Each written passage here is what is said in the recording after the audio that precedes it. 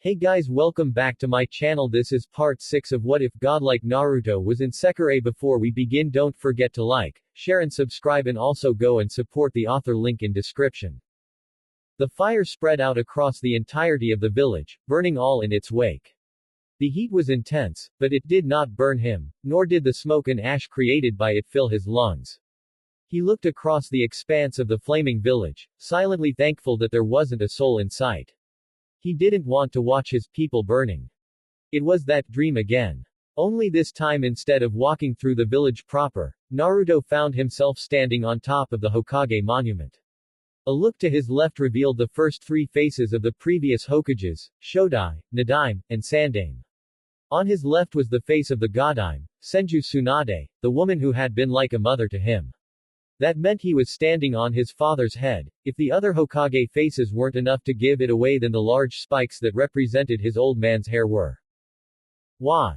At the sound of the voice, Naruto turned around to find himself staring at the same man he had seen the last time, his cloak billowing in the intense updraft. He looked just as angry, or perhaps frustrated was a better word, as last time. He glared at Naruto, but the blonde had a feeling that the disgust he could see in the man's eyes were not directed at him, but at the fire user himself. Why does my Ashikabi have to be a man? It was that dream again. The same one he had last night. Naruto felt like groaning as he thought of just what that dream meant. The first time he'd had such a vivid dream, it had been because Kusano was reacting to him. Given the great detail and quality of this one, the blonde had no doubt that he was having this dream for the same reason he had dreamed of Kusano in the forest. Naruto had been hoping he was wrong, and that if he just ignored the dream, it would go away. Unfortunately, that didn't seem to be the case. What were the chances of him having the same dream in a 2-day time period? Pretty low if you asked him. The blonde did not doubt the reason for this dream was due to a Sekirei reacting to him. It was unfortunate, because this particular Sekirei did not seem all that pleased to be reacting to him in the first place. Not that Naruto could blame them, not in the least. Still, if these dreams kept up, then he knew they would be in for a most unpleasant conversation. As Naruto continued to lay there, his mind and body once more came online, and he could now determine just why he was so warm. Honestly, he wasn't surprised they had all decided to join him, even though one of them should have been sleeping in Mia's room. Despite the fact that he didn't actually need to look down to determine the reason, he did so anyways. There they were, his Sekirei were all sleeping against him. His left arm was occupied by Musubi. Naruto could not remember if he had wrapped it around her when they had gone to sleep, or done so sometime in the middle of the night. Either way, she was much closer to him than last time. A feat in and of itself, considering just how clingy the excitable Sekirei was. He was also surprised she was able to get so close without her chest getting in the way, considering just how large her bust was. The brunette had burrowed herself directly into his torso, and her chest was literally mashed up against his so tightly they looked like a set of balloons that were about to burst. Unlike the last time, where she had been using Naruto's chest as her pillow, this time her head was resting on his shoulder. It was a wonder the appendage she was using hadn't fallen asleep. If Naruto were honest, she looked quite adorable while sleeping. And yes, just like last time, Musubi was drooling on his bare skin. Akatsu was on his other side.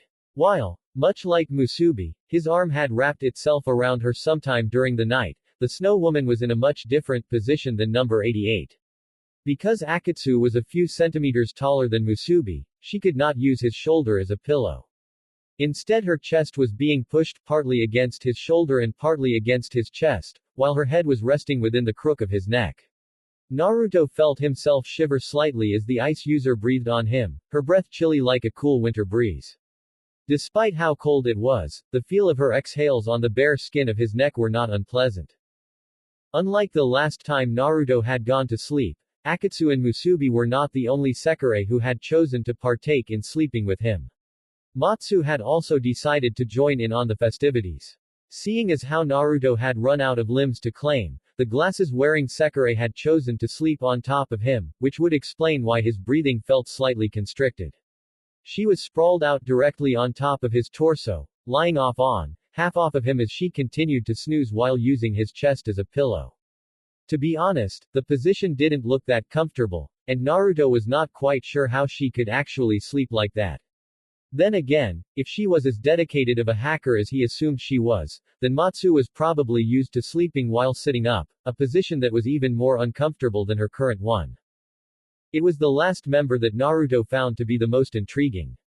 Unlike his other three Sekirei, Kusano had not gone to sleep with him last night, but went to bed in Mia's room. He should know, he had tucked her in and read her a story after all. It looked like she had snuck out of the landlady's room sometime during the middle of the night in order to sleep with him. Naruto was not quite sure how the little sprite managed to pull such a thing off. Surely someone of Mia's caliber would have noticed a little girl sneaking out of her bedroom at night. But then, maybe Mia had let her go so that she could tease him the next morning about corrupting children with his lustful urges.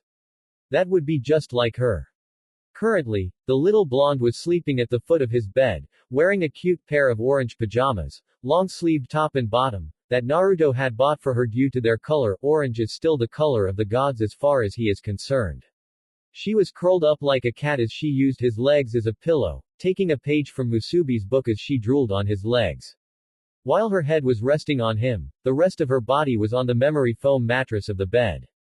Naruto found himself very pleased to have decided to go with an actual bed rather than the more traditional futon, and that the bed was rather large, a queen size, otherwise he was sure the girl would be quite uncomfortable since she would have been forced to actually sleep on top of him. Like always, Musubi and Akatsu were wearing their standard choice of sleepwear. Musubi was in her bloomers and was not wearing a bra, as Naruto could easily attest to with the way her nipples were rubbing against him. And Akatsu was wearing one of his shirts, a Star Wars shirt it looked like. And once again, he noticed with more amusement than anything else, she was not wearing any panties. Surprisingly enough, the one that he believed was the most perverted of his harem, was wearing surprisingly conservative sleepwear. The clothing she had chosen to sleep in was a semi-sheer light pink teddy with thin spaghetti straps going around her shoulders. It was cut to about mid-thigh, an oddly modest length for the red head, and beneath that was a standard set of white bra and panties. It was a touch seduction and could, in some cases, be considered risque, but it was far less immodest than what he had originally expected from his newest Sekirei. For a moment, Naruto wondered what he should do about this situation. It wasn't uncomfortable by any means, quite the opposite in fact, the warmth of his Sekirei surrounding him was almost enough to put them back to sleep. But at the same time, Naruto's mind wasn't very comfortable with the idea of letting his Sekirei get so close. Hadn't he been trying to keep his distance from them to avoid the pain their death would cause? Naruto was sure he had learned his lesson, but it seemed he was wrong. Let them into your heart, and I can guarantee you won't regret doing so. Mia's words from yesterday rang across his mind, causing the blonde's previous thoughts to half dead in their tracks, and his eyes to close in contemplation. That's right, he had already made up his mind about that, hadn't he? He had already decided that even if these bonds were a temporary reprieve from his own anguish, they would still be worth forming. If he really was going to go through with this, then he might as well start truly getting used to it.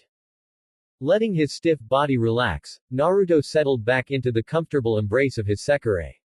He decided he could stay where he was for a little while longer, at least until the sun started to rise. XOX. It wasn't until the sun began to shine through his window that Naruto decided to get up. Not wanting to wake his Sekirei, the blonde made ingenious use of the Kawarimi no Jutsu substitution technique to replace himself with Musubi, who was the heaviest sleeper of the four. After that, it was easy enough for him to get dressed in a pair of dark sweatpants, a sleeveless orange muscle shirt, and the custom-made ninja sandals he had made for him in France. After taking one last look at his four Sekirei as they cuddled into each other, a sight which would have made lesser men dying from blood loss, the blonde silently slipped out of his room. It was easy to make his way down the hall without waking anyone. His steps were done in complete silence, a small cushion of chakra being channeled to the bottom of his feet in order to avoid making the floor creak. It was an old trick, one that he had learned from Kakashi before the man had been killed by Tobi. Across the hall, down the stairs, and past several sets of shoji screen doors, Naruto eventually found himself standing outside in the courtyard. He looked around for a moment. For the first time his eyes were judging the place to see if it would be suitable for his own training purposes. The yard was large, definitely large enough for him to practice the basics, which was really all he planned on doing for the moment. It was lacking in a few things, such as training dummies for target practice, and practice dummies for him to hit, but those weren't necessarily needed for what he wanted to do right now. He could always buy them later on as well, if he truly found out he needed them. There wasn't much else to the yard other than what he saw. The place would only be good for him to practice his taijutsu and perhaps his weapons training, but nothing more than that. Naruto wouldn't be able to practice training in the elements or his ninjutsu. That suited him just fine though. Naruto had no intention of practicing ninjutsu out in the open. With the recent advances in technology, and Manaka already having more knowledge of him than he should. The last thing Naruto wanted was for the man to see him shooting fireballs and wind bullets from his mouth via spy satellite. Closing his eyes, Naruto inhaled a deep breath, and with its exhale set himself in a stance that was as familiar to him as his own body. Kawazu Kumite, the frog kata that had been taught to him by Fukusaku-sama, or Pa, as he was often called by Naruto and the toads of Mount Myobokuzen. The fighting style itself was one that could only be used by those who had completely mastered Sennin-moto. It was a style derived by the toads in order to utilize the senjutsu chakra used when in Sennin-moto to its fullest potential. Thanks to the incredible physical enhancements in speed, strength, stamina, and durability while in Sennin-moto, the sage utilizing the Kawazu Kumite style of taijutsu would be capable of performing incredible feats, which included such things as leaping great distances, shattering sharp materials with nothing more than their bare hands, and lifting objects several times their size and weight. Perhaps the greatest ability of this style of taijutsu, however, was the ability for the sage to extend the senjutsu chakra out of their body and wield it as an extension of their self. When using Kawazu Kumite, the natural energy used by the practitioner to create senjutsu chakra also encapsulates the user as an aura of natural energy. This aura can act as an extension of their body and cannot be seen by anyone other than those who have trained in senjutsu. By utilizing the aura, the user can extend the range and force of their physical attacks. In other words, strikes that would seemingly or would normally miss will actually make contact with their target.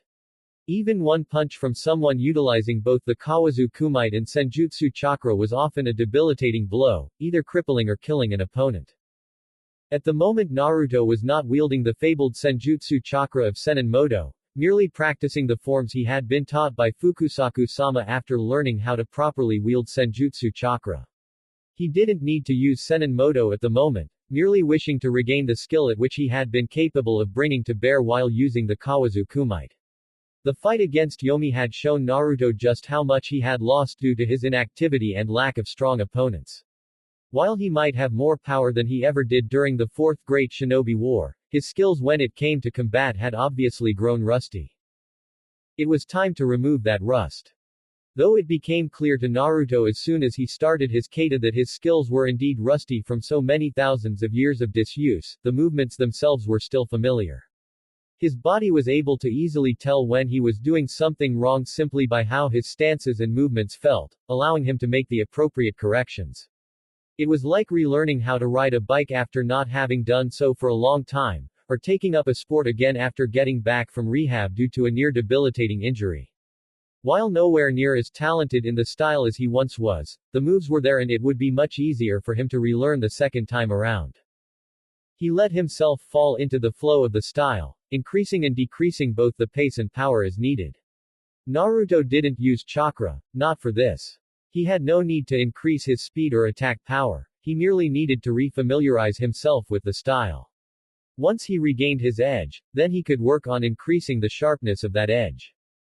An hour into his practice and the blonde began to feel comfortable enough in the style that he could let his mind wander. He would know when he was doing something wrong, his body would tell him. He let his thoughts move over to the strategy session he'd held with Matsu last night. He had learned quite a lot about Sekirei, where they came from, how Hiroto Manaka found them and managed to create MBI in such a short time, the first formation of the discipline squad, Takehito, and the S-plan that had been created to protect Kamakura Island during the unaffiliated army invasion. Yes, Naruto had learned quite a bit, and even a bit more than just that. Unfortunately, Naruto still didn't know a whole lot about Sekireis in general, beyond the bit he gained last night and what he had already known. For example, he still knew nothing about the bond that Sekirei formed with their ashikabi, not how it was formed, why they formed it, or how it was even possible for two apparently completely separate species to form such a bond in the first place.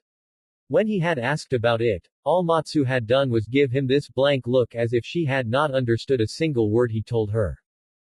Still, at least Naruto did have a bit of a better understanding of Sekireis in general.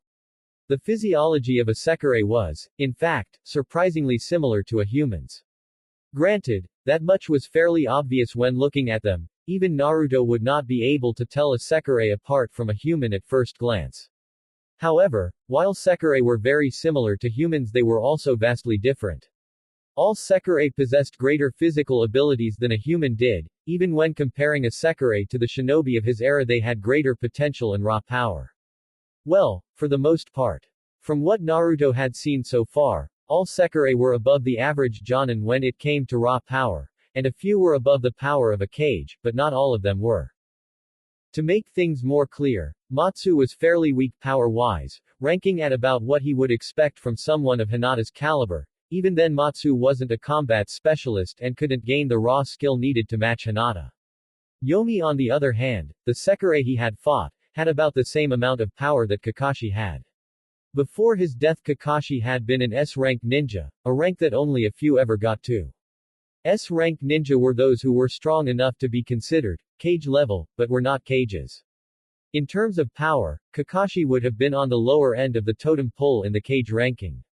He hadn't had that much chakra thanks to his Sharingan, but he had made up for it with his incredible talent and skill. These two were about what Naruto would call average Sekirei. Yomi might have had some power, but it did not match up to some of the other Sekirei he had met. In comparison, Musubi had loads of raw power to her, more so than many of the Sekirei he had met so far. In fact, at the moment, the only Sekirei he knew that had more power than she did was Homura, Kagari, Akatsu, and Mia. She was far above the average Jonin in terms of raw power, and with training could become even more powerful. Kagari and Akatsu were even stronger than the fist fighter was, both in terms of power and in terms of skill. Naruto wasn't quite sure where he would place them on the scale when comparing them to the ninja he had fought, but they had more power than the Sandaime Raikage, a frightening thought indeed.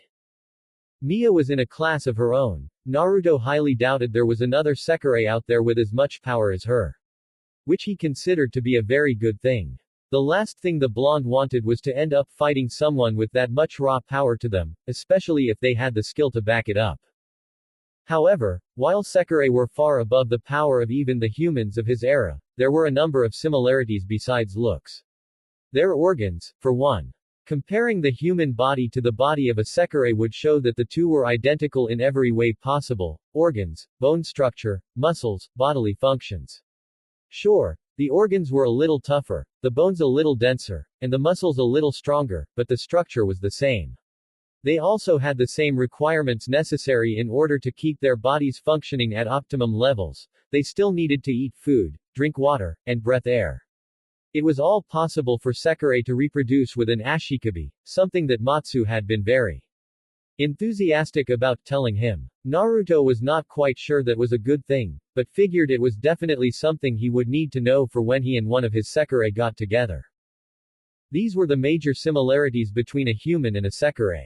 However, there was one part of a Sekirei that no human had that was very important to their physiology.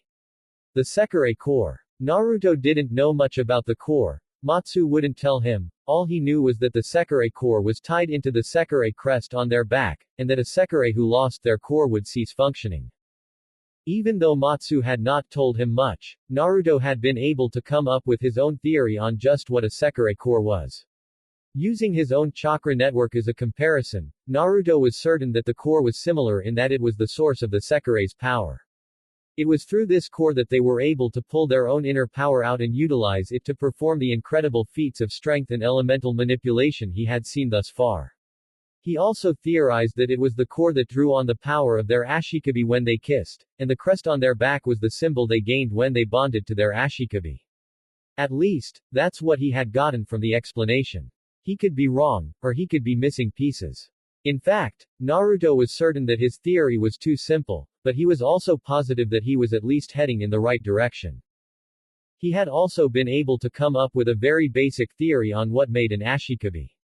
The answer was as simple as it was basic. Chakra. All humans had chakra, and it was chakra that a Sekirei drew from their ashikabi when forming a bond or using their noritos. Therefore, it stood to reason that chakra had something to do with what made a human an ashikabi. Of course, Naruto did not quite know how chakra related to the ashikabi. It could have been something as simple as they had more chakra, to they even had the capability of using it if trained properly. It was a plausible theory, he knew, and it would make sense that there were still a few humans who could use chakra. But he had yet to truly put that theory to the test. By this point in time the sun had finally risen above the horizon, and Naruto had worked up quite a sweat. His shirt was caked to his body now, and his pants were beginning to rub uncomfortably against him. Small droplets of salty liquid flew off his form with each movement he made. Every kick, every punch, every leap, and every maneuver caused tiny speckles of water to fly off him. He must have been working for at least 2 or 3 hours. His currently unenhanced muscles were beginning to get sore. A loud and overjoyed squee noise snapped Naruto out of both his thoughts and his movements. Blinking, the blonde shinobi turned to see that all of his Sekirei, Mia, and Uzume were all awake and watching him. Akatsu was looking at him with the same blank expression on her face as always, though she did have a slight blush on her cheeks. His littlest Sekirei was looking at him with excitement, her eyes wide and unblinking as she stared at him while making a G noise. Uzume was staring at him in surprise, her mouth slightly parted as she blinked at him with a stupid expression on her face. While at first Naruto thought that it might have been Kusano who had spoken, that belief was shoved down the drain when he saw Musubi. The close combat fighter of his group was holding her hands under her chin as she stared at him with stars in her eyes. The girl's shoulders were literally shaking with excitement, and Naruto was worried the poor might get a seizure if she didn't calm down. Of course, Musubi's spastic movements were not the weirdest action his Sekirei were taking. Matsu topped that, what with the way her glasses gleamed ominously in the morning light, that creepy perverted smile on her face and the pervy old man giggling along with the grasping motions her hands were making. It was like looking at a female Jiraiya, and that was just all kinds of creepy. Of course, even Matsu's level of freakiness was not enough to hold his attention for long. Not in the face of the expression that the most powerful being he knew besides himself was giving him. It was Mia's look that caught Naruto's attention the most. She had both of her eyes open, and was studying him like some kind of lab rat that had just done something incredibly surprising. The eyes she possessed were sharp, the look of an extremely skilled warrior as they studied and tried to break down the style she was using. Though it was clear she had a hard time breaking down his taijutsu, not that such a thing surprised him. This style was designed and made specifically for use with senjutsu chakra, and while it could also be incredibly effective if he enhanced his performance with chakra, alone it didn't look like much. At least, not to those untrained in combat. While it was clear that Mia was unable to determine how his style worked, equally clear was that she recognized it as deadly. He would have expected nothing less from the first Sekirei to have awakened from hibernation. Putting on a smile, Naruto decided he had done enough training for now, and walked over to the porch everyone was standing on. Good morning you guys, girls, he corrected, then blinked when he looked over at Musubi and noticed that the girl was starting to turn red. Had she actually gotten so caught up in her excitement that she had forgotten to breath? Breath, Musubi-chan, he told her. Deep breaths, in and out, we don't want you passing out on us. It was almost amusing to watch as the girl did just as suggested, taking a huge gulp of air, before releasing it in a large gust, then repeating. Still, it didn't take the girl long to recover from her lack of oxygen, and when she did the girl practically burst. Naruto-sama. She shouted as she ran directly in front of him with sparkles in her eyes. That was amazing, you have to spar with me. Naruto gave the girl an easy grin and began chuckling a little. Really, this girl was like an odd combination between himself and Rock Lee when they were younger. He was only glad this girl had yet to come up with her own catchword or start wearing green spandex and spouting on about the flames of youth. Granted, she seemed to espouse love, but that was nowhere near as bad as hearing two grown men shouting about their youth, at the top of their lungs and sunset genjutsus. Gotta be thankful for the little things in life. Maybe when I get back into fighting shape, Naruto suggested, wincing a bit as he shifted his weight from his left foot onto his right. Yep, he was definitely out of shape. No doubt it was only thanks to his cursed chakra that his body retained its muscles and hadn't atrophied. Still though, even if his muscles hadn't diminished in the slightest, it was clear they were no longer used to being used in such a manner. It would take quite a bit of work in order for them to regain the dexterity they had in the past. Oh man, just look at those hard muscles on that hot, sweaty body, Matsu giggled perversely as her hands came up and her fingers began wiggling. It was an action he had seen Jiraiya do many times, and one that, while disturbing, Naruto did his best to ignore. Phew, Matsu's really looking forward to doing some research with Naruto-tan. Uzume glanced at the redhead next to her, before shaking her head and turning a grin towards Naruto. Hey, that was quite the show you put on bro, she told him. Though it looked a little odd to me, the girl admitted with a tilt of her head. Naruto shrugged. I imagine it would probably look odd to most people. That style of fighting is a lot different than any other form you will see in this world, and seeing as I'm the only practitioner of the style now. It is a most unusual style, Mia chimed in as she continued to look at him. Is it self-taught? No, Naruto said, shaking his head as his mind went back to the past. That style was taught to me by one of my senseis a number of years ago. Fukusaku-sama was a very powerful man, and he was so in tune with nature that he created this style in an effort to become one with it. It was both a carefully crafted lie, as well as the truth. Fukusaku-sama had created the style and he was powerful, however, he was not human and the style had been created to supplement his abilities with senjutsu chakra, not the other way around. Naruto wasn't quite ready to tell anyone the truth about his past, and he doubted he would be for some time to come. He must have been very important to Uzumaki-kun, from the way you talk about him, Mia noted, her critical gaze leaving her for one of her gentle smiles. He was, Naruto admitted, letting his own fond memories of his time on Mount Myoboku training with the toads. He hadn't gone back there since Gamakichi had died. Shaking his head, the blonde looked over at Mia and continued speaking. Fukusaku-sama was one of the strongest people I knew, which is saying something cause he was really old, as in, really, really old. As Mia raised a hand to her mouth and began to giggle, and Uzume started snickering, Naruto glanced over at Musubi to see that the girl was looking kind of depressed, her shoulders slumped as she looked down at the ground. No doubt sad that he didn't want to spar with her. Nay, Musubi-chan, he said, causing the girl to look up. How about you give me a month to get back into shape, and then we can have our spar. He offered, absently calculating how long it would take his body to regain its fighter's edge. Initially it hadn't taken very long for him to learn the Kawazu Kumite, about 3 days all total. However, that wasn't the only skill Naruto needed to work on. There were a number of other skills, including the fighting style he normally used that had been developed by him and Jiraiya that he would need to relearn, not including the modifications he had made to the style during the war. All told he felt it would take a month for his body to regain at least some of the edge he had lost. Okay. Musubi said with a bright smile, before pumping her fist in the air and crowing triumphantly. I can't wait for my spar with you, Naruto-sama. She told him eagerly, her eyes shining at the prospect of a spar with her Ashikabi. Naruto sighed, before putting on a resigned smile. I'm sure you can't, he told her. XOX. Naruto smiled happily as he put the finishing touches on the breakfast he was making, a more traditional Japanese breakfast of steamed rice, miso soup with tofu, chopped green onions, wakame seaweed and fish cakes, natto that had been lightly seasoned with soy sauce, nori dipped in soy sauce and rolled up with some rice, tamagoyaki, and broiled salted salmon. It was a fairly large breakfast, enough to feed a small army of akamaiki.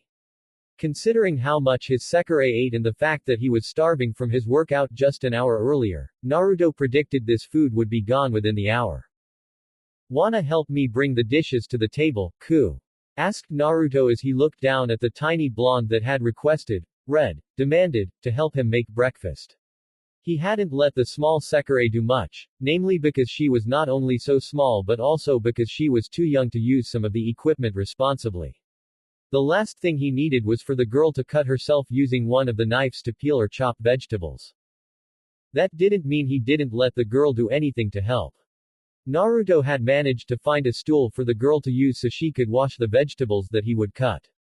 Thankfully that seemed to be enough for the little sprite. Ever since the incident with Matsu, the blonde had become quite fearful of the plant Sekirei's teeth. The girl had a mean set of molars. Kusano looked up at him with a beaming smile that only she and Musubi, the childish of his harem, could ever hope to produce, and nodded her head. "K," she said, grabbing the plate of nori that Naruto offered her. As the little girl began walking towards the living room, Naruto grabbed the tray with the bowls of miso soup on them and looked over at the other Sekirei in the room with him. As always, Akatsu acted as his silent shadow, standing behind him like she often did. By now he had grown quite used to the ice user's strange ways, he had even started finding her presence somewhat comforting. "Would you mind setting these on the table, Akatsu-chan?" he asked, holding out the tray of soup to her. "Ah." Akatsu nodded and just as slowly held her hands out to take the tray of soup. "Yes," she said, gently holding onto the tray as she turned around and began her slow trek to the living room. Deciding he could take the rest in one go, Naruto grabbed the rest of the food himself, using his incredible sense of balance as well as a small application of chakra to keep everything from falling as he began following after the pair. He probably looked ridiculous, Naruto thought with a snort, balancing 6 empty plates in his left hand and 6 empty rice bowls stacked on top of those, the tray of broiled salmon in his right, 6 bowls of miso soup along his left arm with the smaller bowls of norito on each finger, and a large bowl of steamed rice on his head. As he walked into the living room where Kusano had just put her the plate of food she had in the center of the table, Uzume turned to look at him and covered her mouth to hold in her laughter. It seemed that she thought he looked funny as well. "See something that amuses you, Uzume?" asked Naruto as he began setting down the plates and dishes in his hands. By the time he had fully entered the room, Akatsu had just placed her tray on the table and was now in the process of setting them at the places where the others would eat. Like always, her process was slow, consisting of her staring at the dish for a few seconds, before deciding which spot the dish would be set and placing it there most carefully. "Not at all," Uzume said with a grin, her shoulders shaking lightly with mirth. "I just couldn't help but notice how good you are at doing things around the house. Cooking, cleaning, setting the table, you can even bring in all of the dishes while balancing them as you walk." She ticked off all of his accomplishments on her fingers. "You'd make a great house husband." "Well gee, thanks for that," Naruto replied with slight sarcasm as he put her plate in front of her. "It makes me feel so warm and fuzzy to know that you think that." "Just trying to keep your spirits up," Uzume replied with a smile. The blonde rolled his eyes before deciding that he wasn't going to let the star-wearing Sekirei get the last laugh. "Just remember, Uzume," he said as he stood back up and looked down at her with a bright smile. "You shouldn't tease the person who's making your food. You never know what they may do to it the next time they cook for you." Uzume blinked as Naruto began walking away. Wait. You don't mean that, do you, bro? I was only kidding," she shouted after him, causing Naruto to chuckle as he walked out towards the courtyard where the sounds of intense sparring could be heard. That girl was 1,000 years too soon to beat him when it came to pranks and word games of any kind. Oh, how he had missed messing with others. As Naruto stepped onto the veranda overlooking the courtyard, Naruto eyed the spar that was now taking place there. After finishing his katas, Musubi and Mia had taken up the space for their own training while he made breakfast. Though it would be much more accurate to say that Mia was training Musubi, the Lavenderette didn't even look like she was trying as she fought the enthusiastic fist fighter. Naruto took a second to watch the pair battling it out. It was impressive to see the difference in Musubi's fighting since the last time he had watched her. While still nowhere close to Mia's level of talent, the girl was improving by leaps and bounds. He watched as they went through a particular sequence they must have been practicing for some time. With only a single step, Mia leapt into the air, her still sheathed sword held above her head. Down below, Musubi's feet shifted into a more solid stance and her hands came up in preparation for her next move. Naruto could easily see what they were trying to do, just as easily as he could see that Musubi wouldn't be able to catch the blade like she was attempting. She may have the speed, but she just didn't have the reflexes yet to time her reactions so precisely. Much like Naruto had predicted, Mia came down and swung her blade while Musubi raised her hands and clapped them together. The hands missed the sheathed weapon by a good margin, several centimeters at least, and continued on to smack the girl on the head. Ouch! Musubi yelped as her hands went to tenderly hold her head, where Naruto could see a large lump beginning to grow on it. As she rubbed her head, Mia gave the excitable Sekirei a gentle smile, moving her sheathed blade back into its usual position of being held at her side.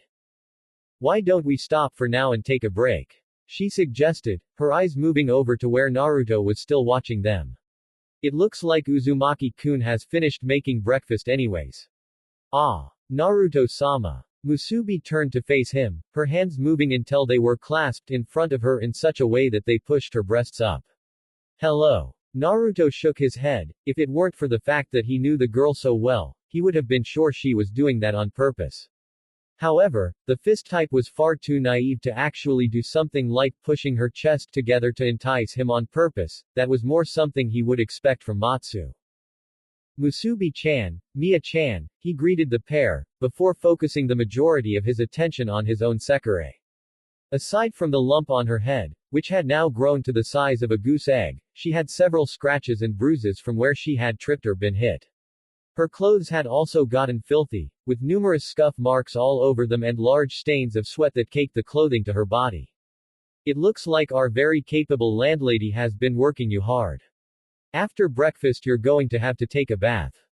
K. Musubi replied to the blonde, before turning to Mia and giving the woman a bow. Thank you very much for the spar, she said with a bright smile. I look forward to our next one. Mia raised her free hand to her mouth and giggled. I as well, she replied gracefully, then she began moving. Now come on, it's time for breakfast. I'll draw you a bath afterwards. K. Naruto must have been watching Musubi's and Mia's spar for longer than he had realized. By the time he and the two females had entered the living room, Matsu was already there, sitting next to Uzume at the table with her hands in her lap.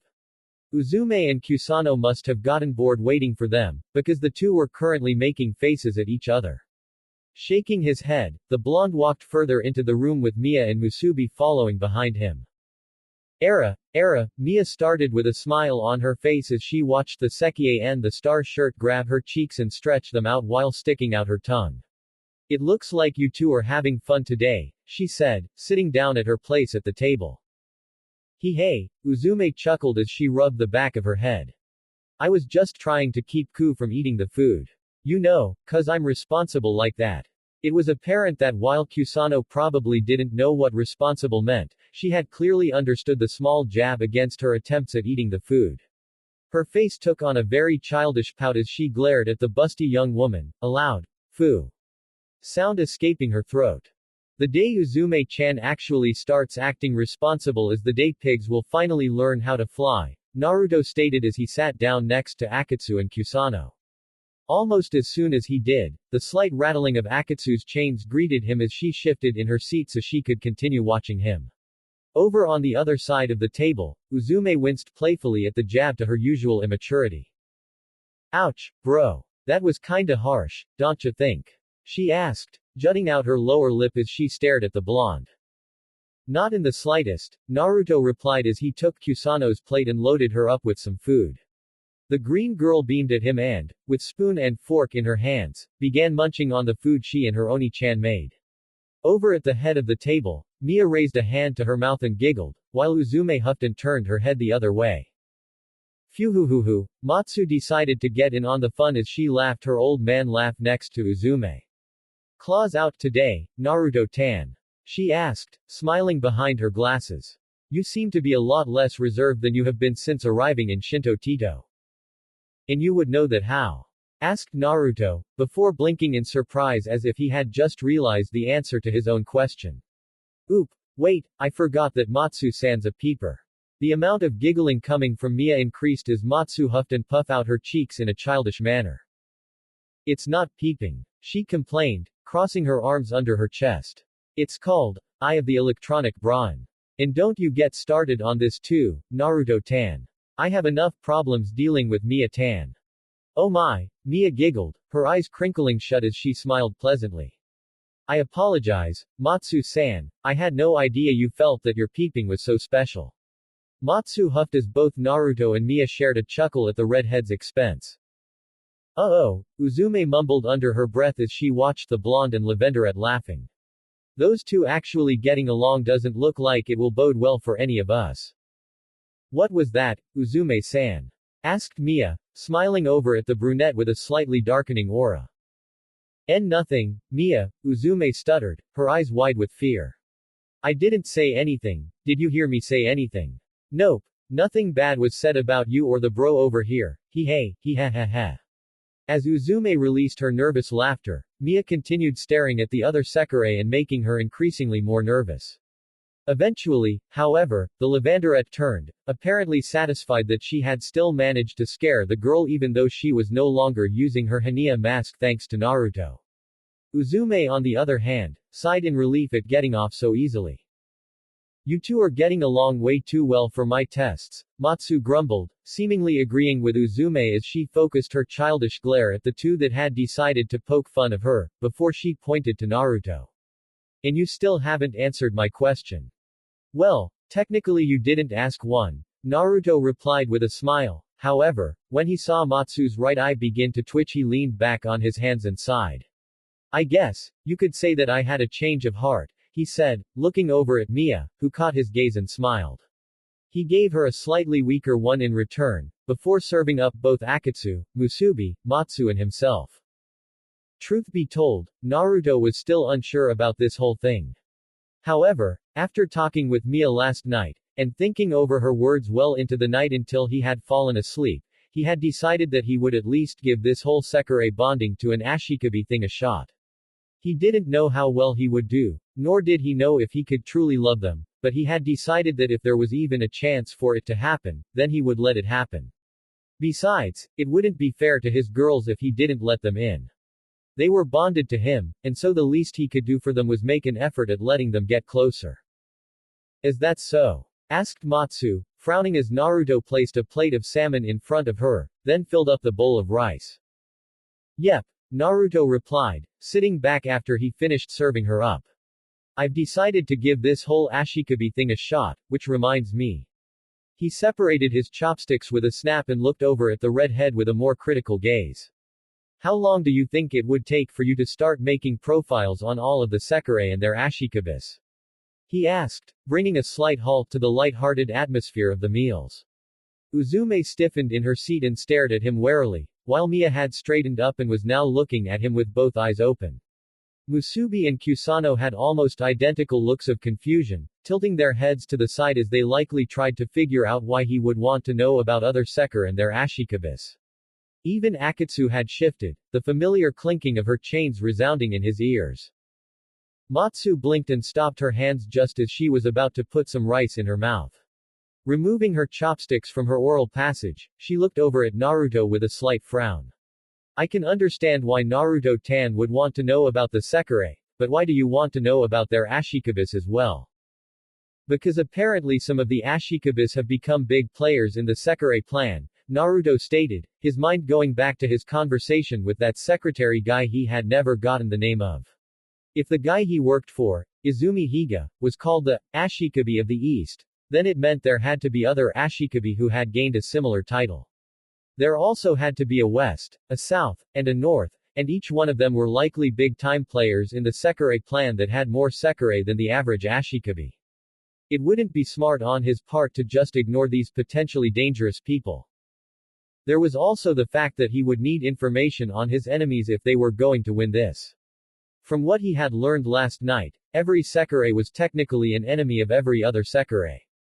Eventually, all of them would be forced into battle until there was only one Sekirei left standing. If he wanted his Sekirei to win, then he would need all of the information he could get to ensure they didn't lose. And finally, there was the issue with Higa. The man knew more about him than Naruto liked, and in return Naruto knew next to nothing about him. Going into a meeting with a man who held all the cards while he held none was not a smart situation. No matter what the outcome of their meeting was, Naruto wanted to be the one who walked away with the better deal. So Naruto-tan wants me to gather information on the larger players of the Sekirei plan. Asked Matsu for confirmation, adjusting her glasses as she studied him. It would be a good idea to know about people like that, she admitted with a smile. It seems that Naruto-tan is finally getting into this Sekirei business. Naruto smiled at the redhead's compliment, but then shook his head at her answer. No, he started, his eyes staring into hers. I want information on all of the Sekirei and their ashikabi. Everyone who is participating in the Sekirei plan, not just the larger players. While they're the ones I want you to focus on at first, it would be irresponsible to overlook someone just because they may not be as powerful as someone like Higa Izumi of the East. No one but Naruto seemed to notice the way Uzume stiffened at the name, busy as they were staring at him. He made a note that it might be in his best interest to speak with Uzume at a later point in time. Shaking his head, he focused back on Matsu, who was looking apprehensive. So how long do you think it will take? He asked. Well, Matsu looked over at Mia, then coughed nervously and turned her attention back to him. It could take quite a while, and I'm not all that sure I'll be able to give you information on every Sekirei that's out there. Naruto narrowed his eyes, his pupils shifting between Matsu and Mia. Why not? He asked with a frown. Did Mia not want him to know that she was the first Sekirei? No, that couldn't be it. She had already admitted to him that she was a Sekirei, and she had to know that he was smart enough to connect the dots with the information Matsu had given him last night. And if that wasn't the case, then it meant there were likely more secrets she was still keeping that she didn't want to get out. Look, just trust me when I say that there are some things that are better left unsaid, Matsu told him, causing Naruto's frown to increase. His newest Sekirei must have seen this because she was quick to begin speaking again. I can still get you most of the information, there just might be a few gaps in it, she explained. Naruto sighed as he resumed eating to give himself a moment of time to think. On the one hand, he really didn't like not knowing everything about this situation. During the war, it had been a lack of information that had killed off most of his friends, and while this Sekirei plan didn't seem anywhere near as bad as the Fourth Great Shinobi War, or even some of the wars humanity had waged near constantly, losing still meant that he would be separated from his Sekirei. And he wouldn't be a good ashikabi if he allowed that to happen. And yet, didn't Naruto have his own secrets? Sure, he had decided that maybe letting these girls into his life wouldn't be all bad, but that didn't mean he was going to just come out and tell them every little secret he had. Naruto had more skeletons in his closet than every single government of the world combined. Hell, some of those secrets they had were incidents that involved him when the secret of his existence had been put in jeopardy. Was it really right for him to deny Mia her secrets when he himself had so many? Much as he hated to admit it, the answer was no, it wasn't right. I understand, he said at last, gesturing with a nod towards Matsu, though his eyes were focused on Mia. While Matsu slumped in relief, the beautiful landlady was looking right at him, and clearly understood that his words had been more for her benefit than the redheads. She offered him a nod and smiled that he acknowledged, before turning back to his newest Sekirei. Can you still get me most of those profiles then? Yes, Matsu nodded. Whenever a Sekirei gets winged, MBI collects information on their partners and stores it in their database. That made sense, Naruto thought to himself. If MBI stored all data on an ashikabi the moment they winged a Sekirei, it would explain how Manaka had managed to find a way past the reroute Naruto had placed on his cell phone. With MBI's technology, they had likely been able to collect more data on him than anybody else, and by winging Musubi he had given them that opening to do so. He grimaced a bit at that knowledge, wondering if perhaps winging Musubi was the reason MBI had found him so easily. So what kind of information did they collect? Asked Naruto. Is it something simple like their names and phone numbers? Or did they gain more like their age, occupation, place of residence, or even a biography? And what about their Sekirei? Would it be possible for you to get me a list of their statistics and powers? Wait. Naruto-tan, Matsu interrupted the blonde before he could really start going. She looked like the barrage of questions he had been asking caught her off guard. The redhead had to actually take a few seconds to herself, before answering his question. I honestly couldn't say what kind of information I can get you. The database I hacked into seemed to hold some basic information on both the ashikabi and their Sekirei.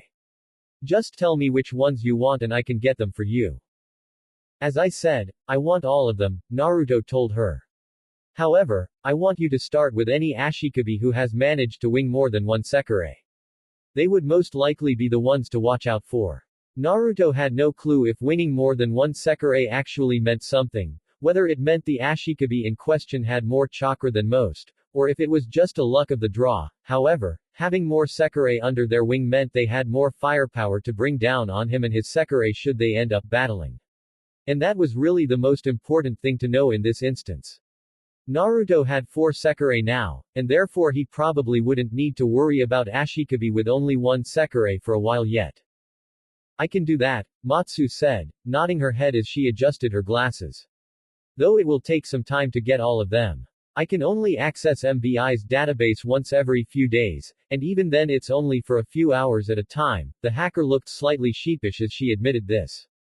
If I spend too much time in their mainframe, they may notice me and change their security.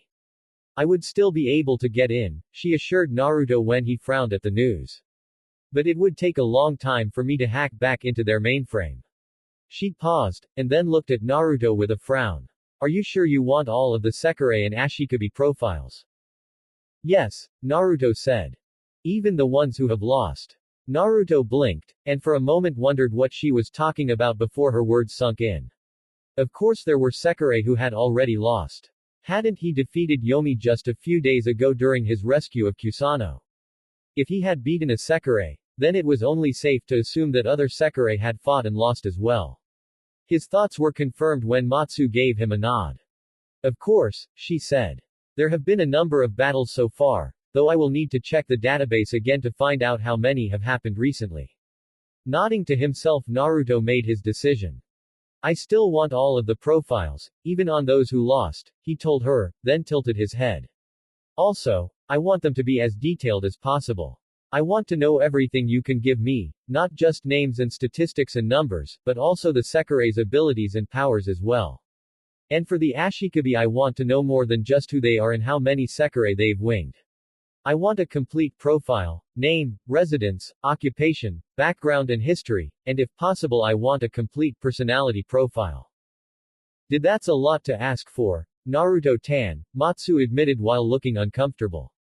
His words seemed to have made most of the people in the room distinctly uneasy as well, especially Uzume who was looking at him with wary eyes. I don't think the MBI database even has that much information. Can you get it anyways? Asked Naruto. If you're capable of hacking into MBI's database then it should be easy enough for you to hack into MBI's satellites and use them to spy on the Ashikabi and their Sekirei. Matsu frowned. Well, yes, but... Hey, bro, Uzume interrupted Matsu from saying anything else as she directed all attention to her. Is it really that important for you to know so much? I mean, I guess I can see the need to be prepared for the Sekirei you may fight, but they're Ashikabis as well. You do know it's against the rules for a Sekirei to kill an Ashikabi, right? She asked, and out of all the people in the room, she seemed to be the uneasiest. And do you honestly think everyone participating in the Sekirei plan is going to follow the rules? Asked Naruto, frowning at the girl when he saw her flinch. Just because it's against the rules doesn't mean people won't do it. Humanity has never cared about following the rules of engagement, nor have they cared about a code of honor while in combat. Perhaps you Sekirei might care, but from what I've seen an Ashikabis will subvert that of the Sekireis, and an Ashikabi is human. There is no telling what lengths they will go to in order to win and claim their prize. Greed, it was one of the most despicable things about humanity as far as Naruto was concerned. Their desire for more money, more prestige, more land, more power, the lengths some people would go to get what they want and the despicable acts they would commit were limitless. He had once seen a man kill off his entire family just so he could claim the inheritance from a will that had been split between him and his brothers. The worst part was he hadn't just killed the brothers, but their families as well in an effort to ensure that there was no one to contest him. If people were willing to do that for money, then what would they be willing to do about a prize they had yet to even know about, but one that seemed so full of promises? Naruto could tell you from experience how far they would go. It would be like the Crusades all over again, with every two-bit fool riding on their own coattails, killing and slaughtering all in their path due to their misguided belief that the land they were fighting for was Holy Land. In the end, humans were a bunch of idiots with delusions of grandeur and not a lick of common sense. You don't seem to have a very high opinion of your own species. It was stated as a question, and Naruto turned to look over at the woman who asked it. Mia was once more studying him, analyzing him as if she had just seen him in another light. But there was something else about the way she looked at him, something different that he couldn't place. With a sigh, Naruto felt his shoulders slump a little. I just see things as they are, he replied, wondering for a moment how much he should tell them, before just deciding to plow onwards. Throughout human history, the one constant you always hear about is war. Battle has been constant among humanity. We kill, and kill, and kill. We kill so much that sometimes I think the only thing humanity is truly good at is killing. Always people are coming up with new weapons, easier methods to kill each other with. Rather than doing something useful that would benefit society as a whole and help improve lives, scientists spend more time trying to figure out ways to end it. History had proven this, the biggest example having happened in the year 1945 when the United States had managed to create the atomic bomb, and then used it on Hiroshima during World War II. How much better could they have used their time coming up with something useful if they had not wasted it all on a weapon capable of wiping out a city? How many problems could they have fixed? How many diseases? They had wasted over $2 billion and the time of the greatest minds in existence back then to create what Naruto believed was a waste of time and effort. And with the invention of the atomic bomb, Pandora's box had once again been opened. Just like during his time where shinobi tried to learn more and more destructive jutsu, only instead of jutsu people were trying to outdo each other by making more and more inventive ways of killing each other. Bombs, bioweapons, acidic vapors, you name, chances were somebody had already made it. It was proof of humanity's greatest failing, and the reason Naruto stopped caring. Why should he bother stopping humans from killing each other when they were so adamant on doing so? Why should he bother preaching about peace when everyone railed on about war? There was no point in trying to stop those who would not stop, nor any point in trying to preach to those who refused to listen. Of course, Naruto had given up on humanity long before the invention of the atom bomb. But the moment he had learned of its existence, it had just been more proof in his mind that he had made the right choice. There was simply no point in saving such a violent and destructive race from their own stupidity. With a sigh, Naruto pushed his plate away and stood up. A clinking of chains let him know that Akatsu was doing so as well. Sorry for ruining the meal, he said, before making his way out of the room. As soon as Naruto walked out the hall, a depressed sigh escaped his lips. He had no clue what had come over him back there. It had almost been like someone else had taken over. Though perhaps they had in a way. The way he had spoken back there, it hadn't been the words of Naruto the wandering shinobi, or even Naruto the lonely immortal. It had been the voice of one who had seen and participated in wars before, of a man who had seen the worst that humanity had to offer, of a leader whose naive ideals had failed him when he needed them most, causing him to realize the truth of the world. The Naruto that had spoken back there had been the one who had been the only survivor of war, and grown wary and bitter because of it. While Naruto had decided he was going to make a concerted effort in accepting his Sekirei and participating in the Sekirei plan with them, at the same time he was beginning to realize it wasn't just as simple as deciding to do so and then doing it.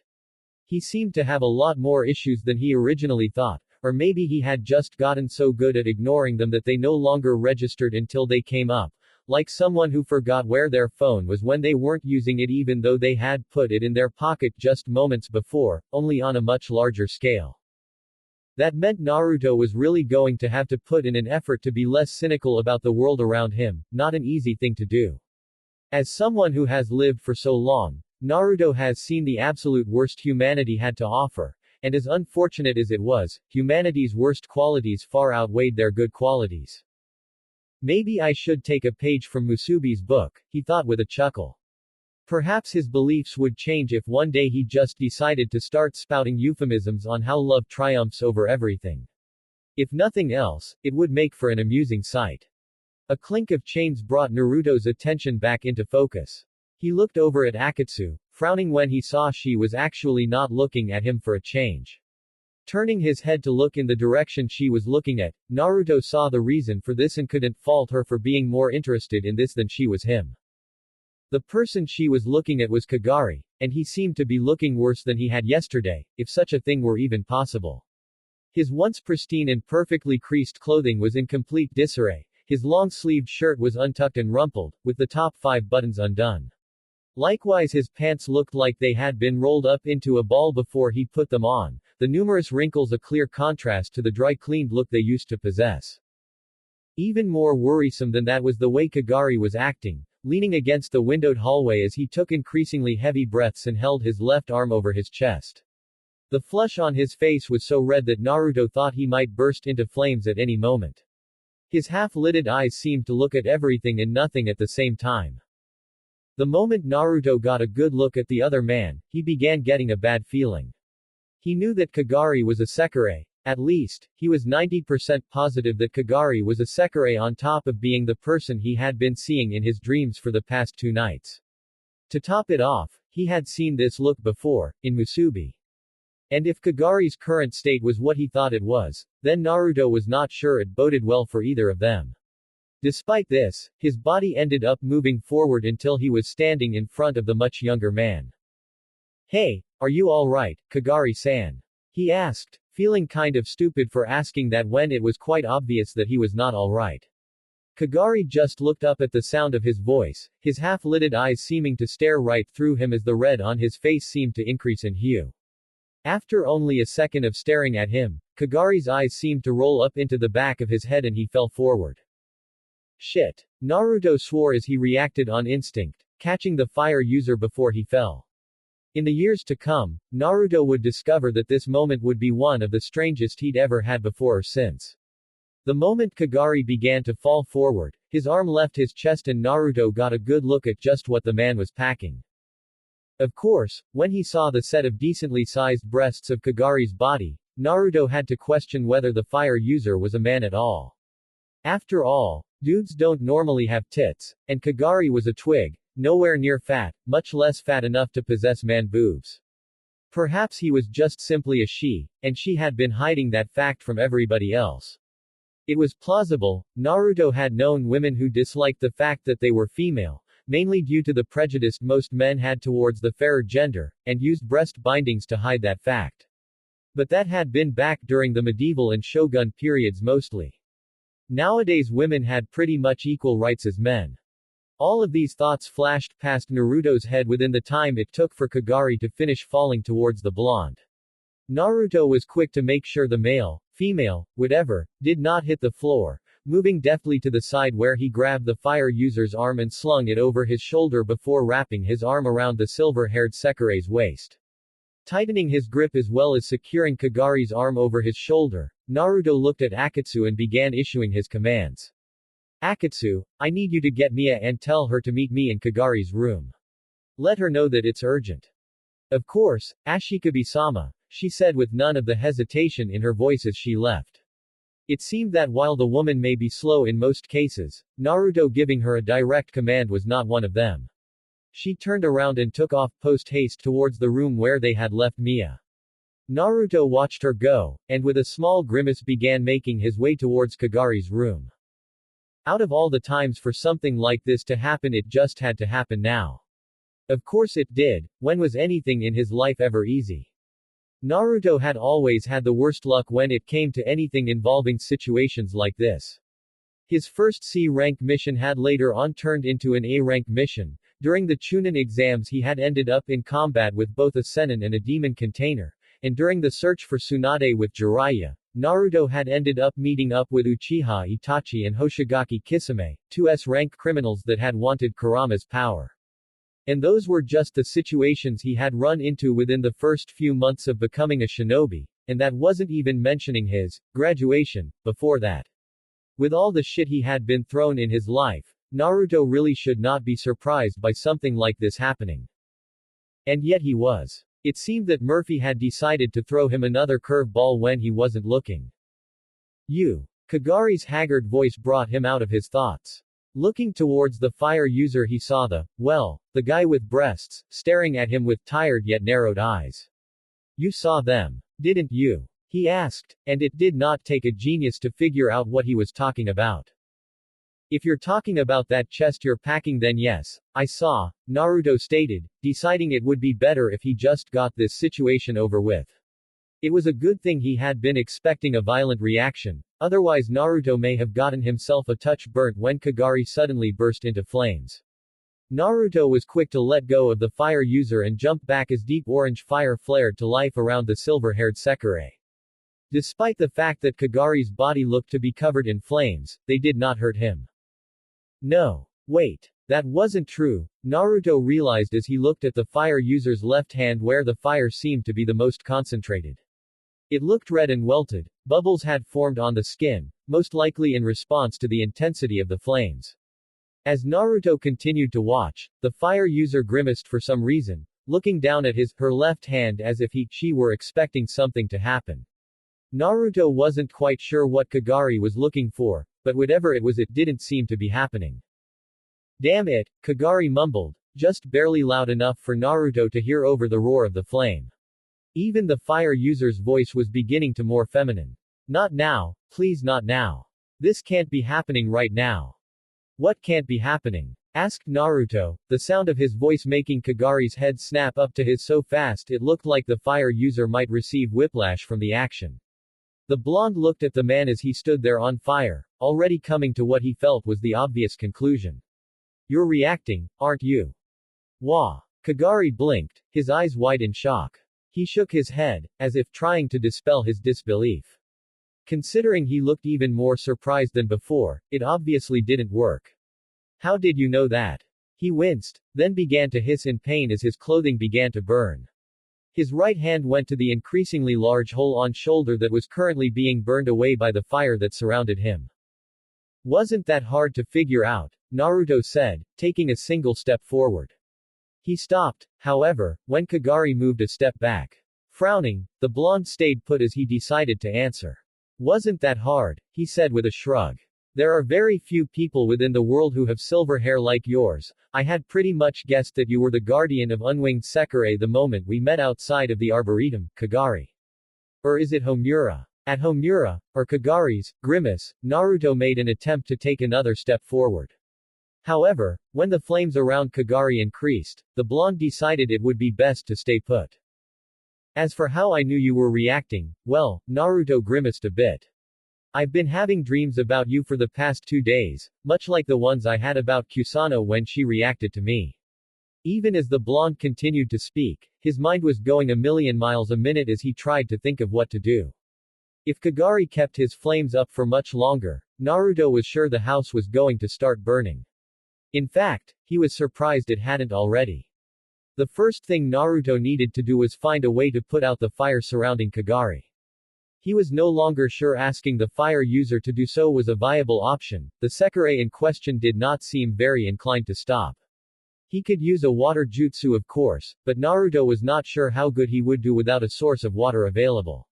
While he did have the affinity for the element now, he had not trained in its use since the war, and he had never gotten his training to the point where he could pull water from the moisture in the air. Considering the heat caused by Kagari's flame had likely sucked all the moisture around them out, even if he could use the moisture in the air, Naruto was not sure that was an option anymore. In short, he didn't have very many options available to him at the moment, beyond trying to convince Kagari to stop before Maison Uzume was burned down. Kagari, you need to turn off the heat, Naruto started, almost taking another step forward before deciding against it. If you don't, then Maison Uzume is going to become nothing more than ash. I can't. Kagari said in a strained voice. I can't control the flames anymore. Oh, well that wasn't good, Naruto thought to himself. Who the hell was he kidding, this was terrible. And worse still, Naruto was once again at a loss of what the problem was. He had never heard of a Sekirei being unable to control their own powers before.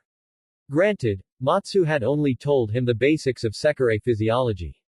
She had not told him about the specifics behind a Sekirei's power, beyond the fact that the power they had was something they gained through their adjustments. Did that mean something had gone wrong with Kagari's adjustments? Perhaps his power was unstable, or maybe it had something to do with his Sekirei core, which Naruto was assuming was the source of a Sekirei's power. Perhaps the core itself was unstable, but if that were the case, then how did one go about fixing an unstable core? Oh my! Homura! Naruto's head snapped backwards at the sound of the voice to see Akatsu had done as he asked and gotten Mia, and it seemed everyone else had decided to follow her. The landlady was standing in the middle of the hallway, one hand placed against her mouth, not in a sign of amusement, but in one of extreme worry. Despite that, and the shock on her features, she did not seem wholly surprised. Had she known about Kagari's problems already? Uzume and Matsu were also looking incredibly shocked. One stood there with a gaping jaw, her arms slack, while the other was looking on with wide, worried eyes. Even Kusano seemed to be aware of what was going on. As for Musubi, Kagari-san is on fire. What should we do? Well, she seemed to be freaking out like everyone else, only in a much more vocal way. Akatsu. Naruto's voice cracked like a whip. Cool him off. It was a testament to the woman's ability to react under stress that she reacted instantly. The air around Kagari began to cool in spite of the heat, and frost began gathering all around him. The frost was quickly burned away, however, Akatsu seemed to be putting on the power and more frost began to form. Before long a thick curtain of the stuff had formed around Kagari, then it glassed over into ice that surrounded the fire user on all sides, which soon melted under the intense heat of Kagari's flame. However, the ice had served its purpose. When the fire melted it, the ice turned into water, which poured not only over just Kagari, but the entire hallway, soaking every inch of the hall and even breaking down some of the shoji screen doors and shattering a few windows. Naruto used chakra to stick to the ground and grabbed Kusano with his left hand, lifting her up into the air and setting her on his head. The little girl had thankfully grabbed a fistful of his hair, because Naruto had already taken his hand off her so he could use each one to grab one of his other Sekirei. Musubi and Matsu each found one of his arms around them, pulling them close as a large sheet of ice formed in front of them and protected the group from getting swept away. A quick glance around showed that Akatsu was directly behind him, safe from harm, and that the ice user had the foresight to put another layer of ice in front of both Mia and Uzume in order to protect them. It was an impressive display of power and control, and even in the midst of what was happening, Naruto found himself admiring the woman's control over her element. When the water had more or less dispersed, with only a few puddles now staining the soaked tiles, the ice protecting them all melted. Kneeling down in what could be considered ground zero was Kagari, his body and what clothes that hadn't been burned off soaked. He was still breathing heavily, and Naruto could see multiple burns on him, but at least he was no longer on fire. A second later, however, Kagari's eyes rolled up in the back of her head, and the fire user passed out before he hit the ground. Kagari, Homura, was the cry that went up as soon as the fire user collapsed. Naruto took quick note of all those who used the name Homura, those being Uzume and Matsu, and the others who used Kagari, as he rushed towards the now unconscious fire user. The stampeding sound of rushing feet followed Naruto as he arrived at the fire user's side and knelt down. The first thing he did was turn the now unconscious figure over onto his, or her, Naruto still wasn't sure which, back. The fire user's clothing had been burnt quite badly. The entire upper half of the clothes Kagari, Homura had been wearing now pretty much consisted of a small, ragged-looking piece of cloth that had so many holes in it that nothing was covered. This meant that the fire user's chest was on full display. A pair of decently sized, round mounds with light pink nipples and areola sat where there should have been male pectoral muscles. They were definitely not something a male should have. On top of Kagari, Homura's chest being on display, Naruto could see that the fire user's skin had several severe burns on them. Most of them looked like second-degree burns, though there was a rather nasty third-degree burn on the fire user's left torso that made the skin look like an overly cooked steak. Thankfully that seemed to be the only major injury that the blonde could find. Ignoring the chest, the burns, and the numerous tenants of Maison Izumo standing directly behind him, Naruto placed 2 fingers to the man's neck. He had a pulse, one that was slightly weak but going steady. That was good, since the fire user had only suffered from burns then so long as they were treated quickly, it meant Kagari, Homura was unlikely to die from the wounds. Though there was still the issue of just how to fix the apparent problem. It wouldn't do for him to simply save the fire user, only for the Sekirei to light up again. Naruto-san, Mia's voice penetrated the din, and the one she called to responded by turning his head to look at her.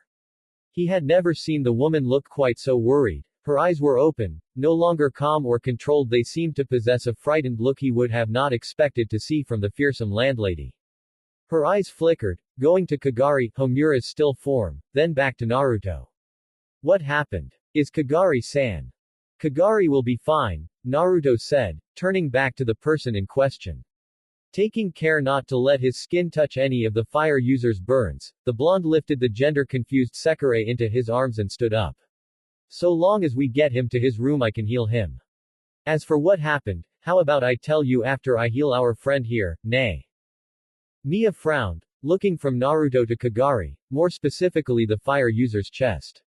Perhaps it would be best if I healed Kagari-san, she suggested, but almost immediately Naruto shook his head. No offense, Mia, I'm sure you know first aid very well, he started, tilting his head as he determined what the most delicate way of putting this was that wouldn't reveal his secret. However, I not only have a much more efficient method I can use to heal Kagari, but you must also take into account that he was reacting to me. With that said, Naruto quickly moved past Mia, and began to bully his way through the other Sekirei in his path. Reacting. Mia said, a hand going to her mouth in surprise. She quickly made to follow Naruto, nipping at his heels as he moved with quickened footsteps. Naruto-san, she called when the blonde had to stop so he could open the door to Kagari, Homura's room. Naruto-san, what do you mean you have a more efficient method of healing him? And was he really reacting to you? I'm sorry, but I be more specific in answering your first question other than to tell you that I simply have a better way of healing him than bandages and salves, Naruto said as he moved through the door, his voice slightly clipped as he spoke. He needed to heal Kagari's wounds, and this woman was not only stopping him from doing that, but also trying to pry information he refused to part with out of him. As to the second, I think that answer should be obvious. Now, if you'll excuse me, I really should start healing Kagari. Naruto made to close the door, but just before he could shut it, a sheathed blade shot out from the crack, stopping the door from closing with a slight bang. Narrowing his eyes, the eternal shinobi watched as the door was pushed open by Mia, who was now giving him a stern look, the kind of look that someone who was not used to being ignored was ignored. Mia, Naruto said slowly, as if by doing so he could quell the frustration he felt building up inside of him. It didn't quite work, and anyone who had basic talent at reading people would be able to tell that the blonde was reaching his limit. Could you please remove your sword so that I can shut the door? Of course, Mia replied in a tone that was both pleasant and stern. Just as soon as I come in as well. The woman took a single step forward, no doubt making an attempt at moving into the room before Naruto could deny her access. She didn't get any further than that single step, however, as the blonde she was currently at odds with stepped directly in her path. I apologize, but this isn't something you can be in here for, Naruto spoke through gritted teeth. You'll only get in the way. His blunt words and the tone in his voice had Mia narrowing her eyes at him, not in the usual crinkling shut way, but in a way he had not seen yet. As the purple twin orbs grew slightly smaller, all emotion from the woman's eyes seemed to vanish, and in its place only a slight killing intent remained. They were a warrior's eyes. I suggest you rethink what you just said, Mia spoke in a tone that was chillier than a winter in the frozen tundra. This is my house, and while you are a guest in my house, you will follow the rules that I lay down and listen to me. If I tell you that I am going to be with you while you help Kagari-san, you are not going to stop me. Am I clear? Crystal, Naruto grit out, his patience finally reaching his limit. While the burns on Kagari would not kill him, they were still very painful, and the longer they remained unhealed the greater the chances were that they would get infected, particularly that painful-looking third-degree burn. And this woman was stopping him from doing his job. However, you're still not getting in. What happened next would be something that Mia would not be able to describe even if she tried. 1 minute, she was looking into Naruto's eyes, and the next all she felt was incredible killing intent that was so strong she stumbled backwards and almost tripped over her own feet. She stared at the blonde, her eyes widening ever so slightly as something black and ominous rose up from behind him. She could only make out a silhouette of whatever it was, but that was more than enough to make her freeze, her blood running cold as she stared at the creature that seemed to radiate bloodlust and killing intent unlike anything she had ever felt. And then it was gone, disappearing so suddenly that Mia had to blink and wonder if she had just imagined it. Without giving the woman time to recover and make another attempt at getting in his way, Naruto spun on his heels and the door suddenly slammed shut behind him. The sound of a lock clicking into place signified that the blonde had locked the door so she couldn't get in without breaking the door down. Mia, the scared voice of Uzume sounded in her ears. The Lavenderette did not turn, she was too busy staring at the door that had just closed on her face. Her mind was busy trying to replay the last few seconds of that conversation in her mind, trying to help her discern what had just happened. Unfortunately, at the moment all she could think about was that thing that had appeared behind Naruto when he had finally lost his patience with her. Do you know what that was? The question seemed to snap the woman out of her funk, and she finally turned her head to look at a wide-eyed Uzume. So she had seen it too, then. Turning her head some more, Mia saw that it looked like everyone had seen the same thing she had. Matsu and Musubi were holding onto each other tightly, their eyes wide and their bodies shaking with unknown fear. Kusano had buried her head into Akatsu's leg, and the ice user herself was looking at a wall, surrounded by a thick, frosty fog, and both her and Kusano seemed to be covered in a thin layer of frost that both were ignoring. Turning back to Uzume, Mia shook her head. I don't know what it was. Her voice sounded just as stupefied as the rest, and maybe even a touch fearful as well. She looked back at the door, taking several deep breaths to calm herself down. When she felt sufficiently calm, she looked back at the door one more time, before spinning on her heels and walking off. All I know was that was no Hania. XOX. After locking the door behind him, Naruto sighed and let his back lean against the wall as he closed his eyes. Now that he was no longer in Mia's presence, the eternal shinobi felt the beginning stirrings of guilt. He truly believed he had every right to be angry at the woman for not letting him get to work on healing Kagari, and he doubted that belief would change with time. Fatal wound or not, the fire user was still badly injured, third-degree burns were nothing to scoff at. To top it off, Naruto could feel Kagari's pain through the small bond that had formed due to their reaction. It was much like that time in the Arboretum where he had felt Kusano's fear, even though he had yet to wing her at the time. While the pain itself was negligible compared to some of the things he had experienced in his life, it was enough to compound on Naruto's worry for the person passed out in his arms to fray his patience completely. So he felt he had every right to be angry at Mia for not letting him do what needed to be done. At the same time, he couldn't help but feel guilty. Mia had known Kagari longer than he had. The fact that he and Kagari had only met a total of 4 times and one of those times he had snapped at him while the other he had quite literally burst into flames notwithstanding. It probably wasn't far off for him to say that Mia most likely thought of the fire user as family, one of her precious people. No doubt her worry for Kagari was such that she probably didn't want to leave his side. It was only natural that she would want to be there when Naruto healed the fire user, he couldn't blame her for that. There were many other issues compounding this problem, however, and none of them were dealt with easily. Such as the fact that what Naruto was about to do was not something he wished any of his tenants or even his Sekirei to know he was capable of doing right now. A part of it, he knew, was just paranoia. He didn't want to reveal his abilities to anyone he may potentially have to fight with sometime in the future. Another part of it was simply habit. After keeping his existence and everything about him a complete secret from everyone, Naruto didn't really know how to trust anymore. Sure, he had shown Musubi his clone technique, and Akatsu his Senin Moto, but those had been rookie mistakes he had made due to his confusion and over-emotional state caused by the bond. And having already made that mistake twice, he had no desire to do so again.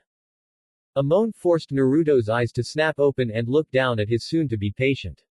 Kagari was still passed out, however, and he had decided to go with she, because he could not think of Kagari as a man with those memories on her chest, was quite obviously in pain. It must be particularly bad if she could still feel it enough to moan out in pain. It didn't take long for Naruto to regain his bearings, and it took even less time before he had placed Kagari on the bed. The first thing that needed to be done was catalog all of Kagari's burns. Going through the hand seals necessary, Naruto activated the medical scanning jutsu he had learned from Sakura. With the activation of the jutsu, his hand began to glow a light green color, the energy surrounding his hand making it look like it was wreathed in green flames. It was a testament to just how hard the jutsu was for him. Normally the green glow was only supposed to be a light layer of chakra that coated his hands. Naruto had far too much chakra to be truly control it. It was, in all honesty, a miracle that he could even perform medical jutsu. Placing his hand just a few inches above Kagari's torso, Naruto slowly and carefully ran the hand up and down her body.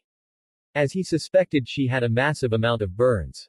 In fact, her entire body was currently covered in one large first-degree burn, which was discerned easily enough through simply visualization. The fire user's entire body had become a light red sometime after Akatsu had doused the Sekirei's fire.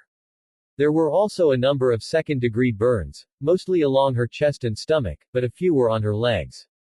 The final issue were the 2/3 degree burns, the one he had seen on her torso, and one that was located on her left inner thigh.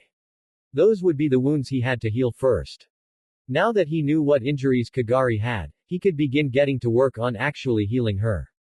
The first thing Naruto did was remove the burnt remains of the fire user's clothing. While a medical ninja of Sakura or Tsunade's level may be capable of healing injuries through their clothes, Naruto had nowhere near that level of control. He was not a medical ninja, and due to his ridiculously large chakra reserves, he would never be a medical ninja. In order for him to be capable of using a medical jutsu to its fullest potential, he needed to see the injury he was healing. Otherwise the entire jutsu would end up spread out across the patient's entire body, and while some might think that's a good idea, it could lead to an overdose in foreign chakra, which would in turn lead to a bad case of chakra poisoning. Considering just how powerful his chakra was, such a thing could easily kill the patient he was trying to heal. It was as Naruto was removing Kagari's pants that the blonde was forced to pause. Well, he said dryly to himself as he stared at the now nude Sekirei. Now I know that he's not 100% female anymore. Indeed, while the upper half of Kagari's body was very much that of a female, it was the lower portion that let him know that Kagari was a male, or at least half male. If it were not for the fact that Naruto had seen much weirder things in his life, he probably would have freaked out by now. The blonde sighed. A transvestite Sekirei. Now I've seen everything. Shaking his head, the blonde decided it was time he truly got to work. Sitting down on the bed, the blonde went through another long stream of hand seals. Naruto then brought his left hand over his heart and clenched it into a fist. A green flame erupted from his hand, a fire made from pure healing energy. Taking a deep breath, the blonde immortal soon began the long and arduous task of healing Kagari of. Well, he began healing the fire user's burns. He started with the more serious burns, the 2/3 degree ones he had seen. Placing his hand directly over the burn on Kagari's torso, Naruto closed his eyes and began to focus all of his attention on the task at hand. It was difficult, far more difficult than any other jutsu he had ever used. Truth be told, this was the first time he had ever used true medical ninjutsu in a long time. Sakura may have taught him the hand signs and the theories, but he had rarely ever had a chance to use them before. Of course, given that he had regenerative abilities that were so powerful he could lose an arm and not have to worry about being permanently crippled, it only made sense that he would rarely ever need to use medical ninjutsu. Opening his eyes, Naruto focused his attention on the injury he was trying to heal and saw that, much to his relief, the large burn was healing. It was very fascinating to watch, he had to admit. The cracked and broken flesh that had been blackened by the fire that once tried to consume it was beginning to heal. The skin that had been burnt off and exposed the muscles underneath slowly crawled its way along Kagari's torso. The muscles and fat underneath that had been cooked until it was burnt and cracked was starting to slowly close up. The blackness that made the entire burn look like someone had rubbed charcoal on the wound began to clear up, the muscles once more becoming a healthy pink color. It took around an hour for Naruto to finish healing the wound, but by the time he was done, the once burnt skin was now unmarred and unblemished. It was as if the burn had never been there to begin with. Naruto continued working, concentrating on the heavier burns first, then moving on to the lighter and more superficial burns. The entire process was very long, taking nearly 4 hours due to how hard the task was for him. He was not a healer. His chakra control had never been good enough to use healing jutsu very well, and so actually using it to heal a wound of any kind meant he had to pay extra attention to what he was doing. It required him to focus the entirety of his being into the sole task of healing so that he wouldn't make a mistake. Despite the arduousness of the task, Naruto eventually managed to heal Kagari of all her burns. The final task was to get the fire user redressed. The host didn't have very much in the way of variety, Naruto noticed as he looked through the fire user's closet. In fact, the only outfit the Sekirei had was the white long-sleeved shirt and black pants combination that he had always been seen in around the house. Well, that, and the black suit with trench coat and facial mask was there too, but since it wasn't considered everyday wear, Naruto decided not to count it as a viable option for the fire user to wear. Without any options, the blonde was forced to grab one of the pairs of identical clothing and dress then fire user in it. The entire procedure of redressing the fire user in some appropriate clothing was not only a touch more difficult than Naruto thought due to the fact that Kagari was pretty much dead weight at the moment, but also a lot more embarrassing than he thought it would be, especially considering there was no one watching. Thought he just figured it was because Kagari was, well, not quite a guy, but male enough for the entire situation to feel awkward. Actually, it was likely made even more awkward specifically because Kagari was only half male. There was just something that felt inherently wrong with a chick sporting a penis. Still, despite his embarrassment, Naruto managed to get Kagari into a set of clothes, and also covered the fire user up with the blanket on his bed. He was actually somewhat surprised that Kagari even had a bed, since most Japanese homes only used futons. Naruto himself may have had a bed, but that was because he had gotten so used to them while living in Europe and America. Plus, they were a lot more comfortable, especially those new memory foam mattresses. It took him a moment to realize how far off track his thoughts were getting. Using medical ninjutsu for so long must have taken more out of him than he had realized. While his chakra stores were practically full, and he could feel them recovering at a rate that was inhuman, his mental exhaustion was such that he could probably collapse and go to sleep right now. Maybe he should think about taking a quick nap before going on with the rest of his day. With a tired sigh, Naruto stood up from the bed and began walking to the door. Unlocking and opening the door, Naruto made his way outside. The hallway was empty, well, mostly empty. It took the clinking of chains for him to realize that Akatsu was still in the hall. The ice user had taken to sitting against the wall next to Kagari's room, her back straight as she sat in Seiza. It seemed that the moment the door had opened, she had focused her attention on him, which would explain the clinking of her chains. "Have you been here the whole time?" asked Naruto as he turned to fully face the woman. He honestly wouldn't be surprised if she had been sitting there the entire time he had been inside healing Kagari. His question was answered and his thoughts proven correct when the woman nodded slowly. "Ah, yes," she admitted with little hesitation. Naruto nodded to himself as he held out a hand to the snow woman. After a second or two, he realized that she hadn't taken it. Looking down, he saw she was staring at the appendage in confusion, probably not quite sure why he was offering her his hand. "Come on, Akatsu-chan," he said, making a gesture with the hand he had offered. "Let's get you up and then meet up with the others." Akatsu blinked, then slowly reached her hand out towards his. The moment their hands touched, her pale cheeks turned a light shade of pink. Naruto's lips twitched ever so slightly as he pulled the ice user to her feet. The woman really did look quite adorable when she blushed like that. Normally she was pretty unflappable from what he had seen so far, and the only time she ever blushed seemed to happen when he was some way involved. Though he was surprised by how shy she could act, considering this was the woman who oftentimes forgot to wear panties. "So where are the others?" asked Naruto as he switched gears. "Ah." Akatsu tilted her head to the side, then looked up at the stairway that Kagari's room was next to, before looking back at him. "Upstairs," she answered with deliberate slowness. Naruto frowned at her before turning his own attention towards the stairs. A small sinking feeling appeared within the pit of his stomach. Why would they be upstairs and not in the living room? "Well, why don't we go upstairs and meet them?" suggested Naruto as he began walking. Behind him, the rattling and clinking of chains let him know that Akatsu had begun to follow him, her light footsteps barely making any noise on the hardwood floor. With an almost absent-mindedness about it, Naruto couldn't help but think that the ice user would make a capable ninja if trained. Before he could actually begin walking up the stairs, Naruto heard the hurried sound of footsteps coming from the very direction he planned on going. Less than a second later, two of his Sekirei, Kusano and Musubi, appeared at the top of the stairs. The two stopped the moment they saw Naruto, a pair of nearly identical smiles appearing on their faces, right before they launched themselves down the stairs and made to tackle Naruto in a hug.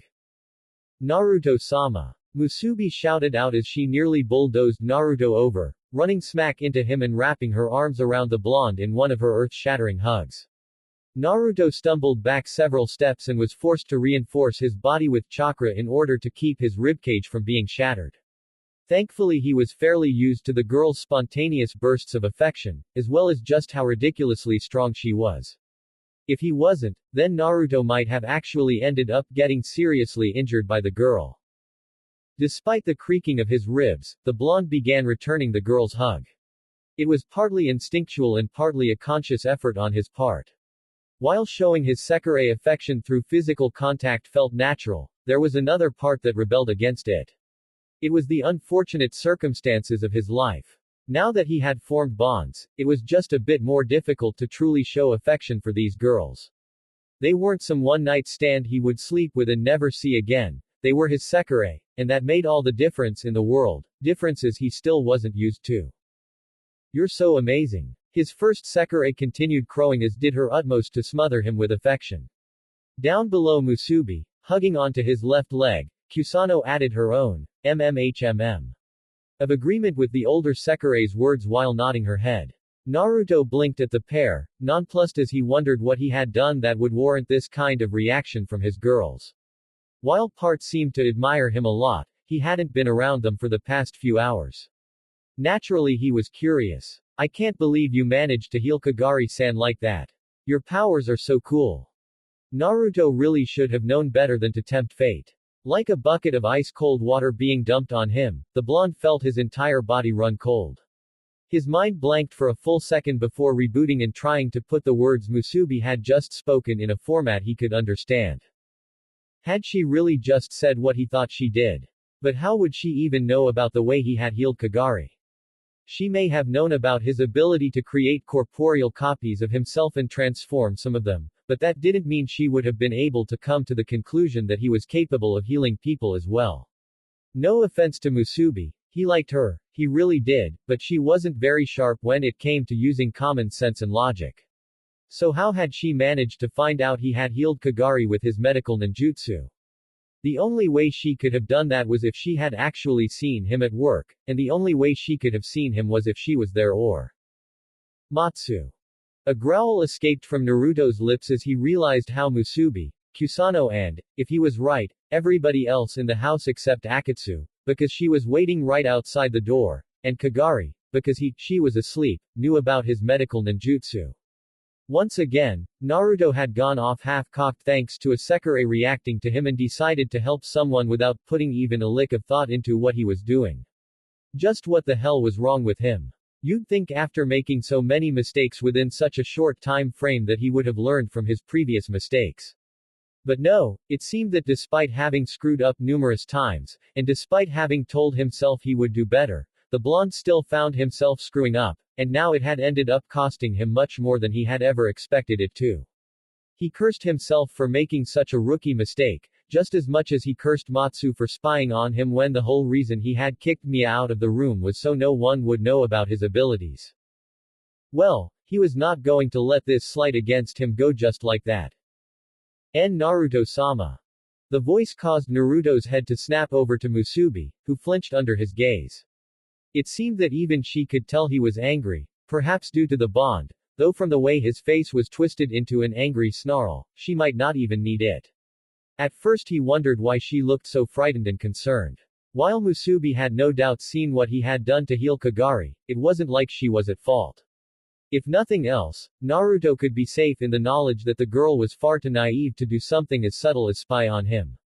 The fact that she had just come down and told him that she had essentially watched him use medical ninjutsu to heal someone of their burns told him that It wasn't until he actually saw his reflection in the mirror that the eternal shinobi realized how frightening the look on his face truly was. A look at Kusano's face told him that she was frightened by it too. Aside from the fact that she was no longer attached to his leg, she had buried herself into Musubi's side and was hiding from him. Calm down, Naruto, he thought to himself. Closing his eyes, the blonde took a deep breath, released it, then took another one and released that too. It's not Musubi's fault, nor is it Kusano's fault. I doubt they even realize the significance of what they've done. They are innocent in all of this. After one last shuddering breath, Naruto felt that he was sufficiently calm, and opened his eyes to look at Musubi again. Once more, the girl in shrine maiden clothes flinched a bit, though it seemed to be more of a reflex due to how angry he had looked before than because of the look in his eyes now. Musubi-chan, Naruto said in what he hoped was an even and patient voice. Could you and Akatsu-san please take Kusano with you and clean her up in the bath? I need to speak with Matsu-chan alone for a moment. Thankfully the blonde's words seemed to be enough to snap the girl out of any inherent fear she might have been feeling. Sure thing, Naruto-sama. The excitable girl said, pounding her left fist into the open palm of her right hand. Akatsu-san and I will get Kusano cleaned up right away.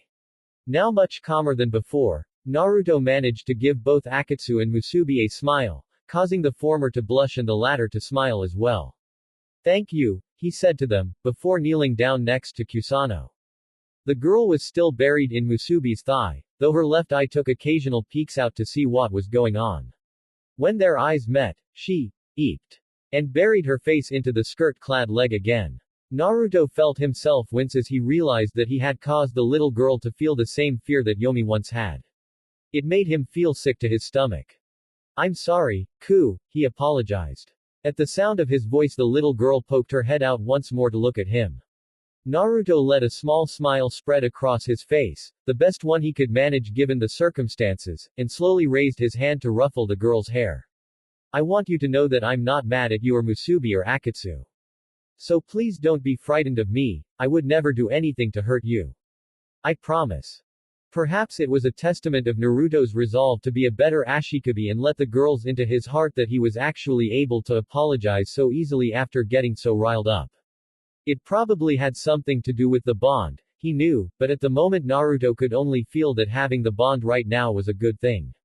Whereas most of the time it's simply an unwanted burden, currently it was a small blessing in disguise, for it allowed the flow of emotions to go between him and his Sekirei, letting him know exactly what is wrong with the girls he was bonded to. One of the things Naruto had realized about the Sekirei bond was that the bond usually acted both ways. It didn't just allow for him to experience his Sekirei's emotions, but oftentimes they knew how he felt as well. However, most of the time Naruto's chakra, the very thing that his Sekirei had latched onto to form the bond, was surprisingly enough the very thing that interfered in their ability to feel his emotions. Naruto believed it had something to do with the nature of his chakra, but the only time his Sekirei actually felt what he felt was when he was experiencing extreme levels of emotional highs and lows, unlike his case where he felt his Sekirei constantly. It was something he was grateful, because it meant he could control what they felt from him when he wanted to hide his own emotions so he wouldn't disturb them. Right now he was using that bond to let the child know he was not angry at her, pushing that belief towards her so she could feel it and know it was true. Kusano looked at him, her eyes blinking as she registered the feelings he was sending through their bond. Then she blushed and looked down at her toes. So you're not angry with me? She asked, her eyes only occasionally looking up into his. With those large green eyes staring at him from under her scraggly blonde hair, Kusano seemed to reach a level of adorable that had not been in existence before. No doubt about it, if he were a woman, Naruto would be screaming, kawaii, at the top of his lungs and attempted to squeeze the life out of the green girl. As things were, Naruto was not female and had far more self-control than that. All he did was smile at the girl and shake his head. Of course not, he told her. How could I possibly be mad at such a cute little girl?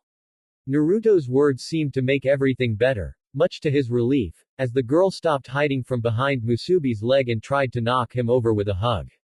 Fortunately for him, the blonde was no 40-pound weakling, and thus didn't even budge as he let the green girl bury her face in his chest. He did hesitate for a second or two before returning the hug, however. Despite his promise to do better, Naruto was still not quite used to physical intimacy. It was strange, he had let his Sekirei-san's Kusano kiss him all they wanted. Musubi in particular seemed to take every chance she could to do so.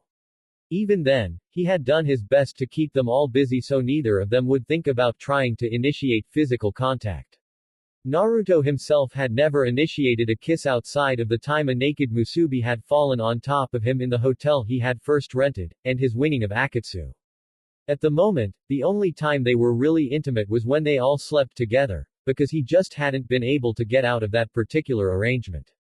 Musubi, and to a lesser extent Akatsu, were rather adamant on him sleeping with them. Even then, Naruto was often up before either of them and would get out bed before they even woke up. "I love you so much, Oni-chan." Naruto winced at the little girl's declaration. It wasn't the creepiness that bothered him. He knew that right now all Kusano saw him as was her, Oni-chan, so he could generally ignore the strangeness of the comment. It was the, "I love you," that bothered him. Much like with Musubi, Naruto still couldn't say it, or perhaps he simply refused to say it. "Thanks, Ku," Naruto told her instead, pulling the girl back a bit so he could ruffle her hair. Kusano beamed at him as he gave her a small smile. "Now why don't you go take a bath with Mu-chan and Aki-chan? I have to talk with a few people about a little something called common courtesy." It was truly a testament to the calming effect his Sekirei seemed to have on him that the blonde didn't even twitch as he finished his last sentence. That, or maybe he just didn't want Kusano to know what he meant when he said, "talk." Common courtesy. Musubi blinked, raising an index finger to her lips as she adopted a thoughtful look. Is that like common sense and discretion? Because I've never heard of it before. Naruto gave a tired sigh, but other than that he gave no reaction to the girl's question. By now he had gotten used to Musubi lacking knowledge when it came to social mores and common sense that it just didn't bother him anymore. "No, Musubi-chan," he answered her, standing up once more after letting go of the tiny blonde. "While it's similar to common sense, it has nothing to do with discretion. I'll start teaching you about it a little later, okay?" That seemed to be good enough for Musubi, because she gave him a loud, "K." before grabbing Kusano's hand and beginning to walk off. "We'll see you later, Naruto-sama," she shouted, waving back at him as she walked down the hall. Naruto returned the wave before heaving a weary sigh. The small exchange between him and his Sekirei had forced most of the anger out of him, and now he was just tired. He wondered if perhaps he should put off dealing with Matsu and Mia for today and just do so in the morning, before shaking the thought off. No, he decided, it would be best if he just got this out of the way now, otherwise he would be unable to sleep tonight. The sound of clinking of chains had Naruto blinking. Turning around he saw that Akatsu was still standing behind him, looking at him as if she were waiting for something from him. It took him a moment, but he eventually realized what she wanted. "I'll see you after you get out of the bath, Akatsu-chan," he told the snow woman, offering her a smile. "Ah," Akatsu blushed, then looked away. "Yes," she said, probably an acknowledgement of his words though Naruto had never been too sure.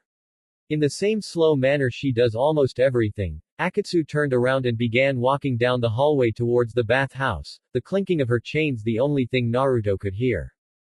Sighing, Naruto placed his chin in his left hand and began using said appendage to crack his neck back and forth, the sound of multiple pops resounding off the acoustics of the hall. Now that he had nothing left to distract him from what he needed to do, the blonde decided it was time for him to confront Matsu about her use of spy cameras in Maison Uzume. It wasn't long before Naruto found himself standing in front of the secret entrance to Matsu's room. Without a moment's hesitation, the blonde put a hand on the door and pushed it open as he walked in. Matsu was there, just as he had expected. She was looking at him in a resigned manner, which meant she had somehow heard the conversation downstairs and knew that he was not happy with her. It wouldn't surprise him if she had spy cameras set up there as well. A glance around the room also showed him the monitor she had used to spy on him when he healed Kagari. It still showed the inside of Kagari's room, he could see the fire user lying on the bed. Judging from the angle of the camera, it was the perfect view to watch him when he used his medical ninjutsu. The fact that she had not even bothered hiding the screen told him a lot, probably more than Matsu could even realize. Firstly, it was clear that Matsu already knew that he knew she had been spying on him, and obviously felt that by not hiding that fact she would show him that she hadn't meant any harm by it. Secondly, the expression on her face told him that whatever she had been expecting to see while spying on him, what he had done was not it. She was surprised by his ability most likely, or at least confused. Perhaps she was hoping that by proving she meant no harm when she had spied on him, he would answer the questions that were no doubt brimming in his mind. I am extremely disappointed in you, Matsu, Naruto spoke in a cold tone that caused the redhead to flinch. There was a reason I did not let Mia into the room while I healed Kagari. Did it not occur to you that perhaps, just like Mia, I have things about me that I wish to keep secret? He did not give her the chance to answer his question. It had been rhetorical anyways. What could have possibly possessed you to spy on me while I was attempting to help one of your friends? Matsu winced, but didn't flinch away from him as he mentioned what he had been doing. Naruto-san is a very mysterious person, she said, using the more respectful san suffix for the first time since he met her. It just went to show how serious she knew the situation was right now. Even when Naruto had been discussing the Sekirei plan with her, she had still called him Naruto-tan. Taking off her glasses, a change seemed to overtake Matsu.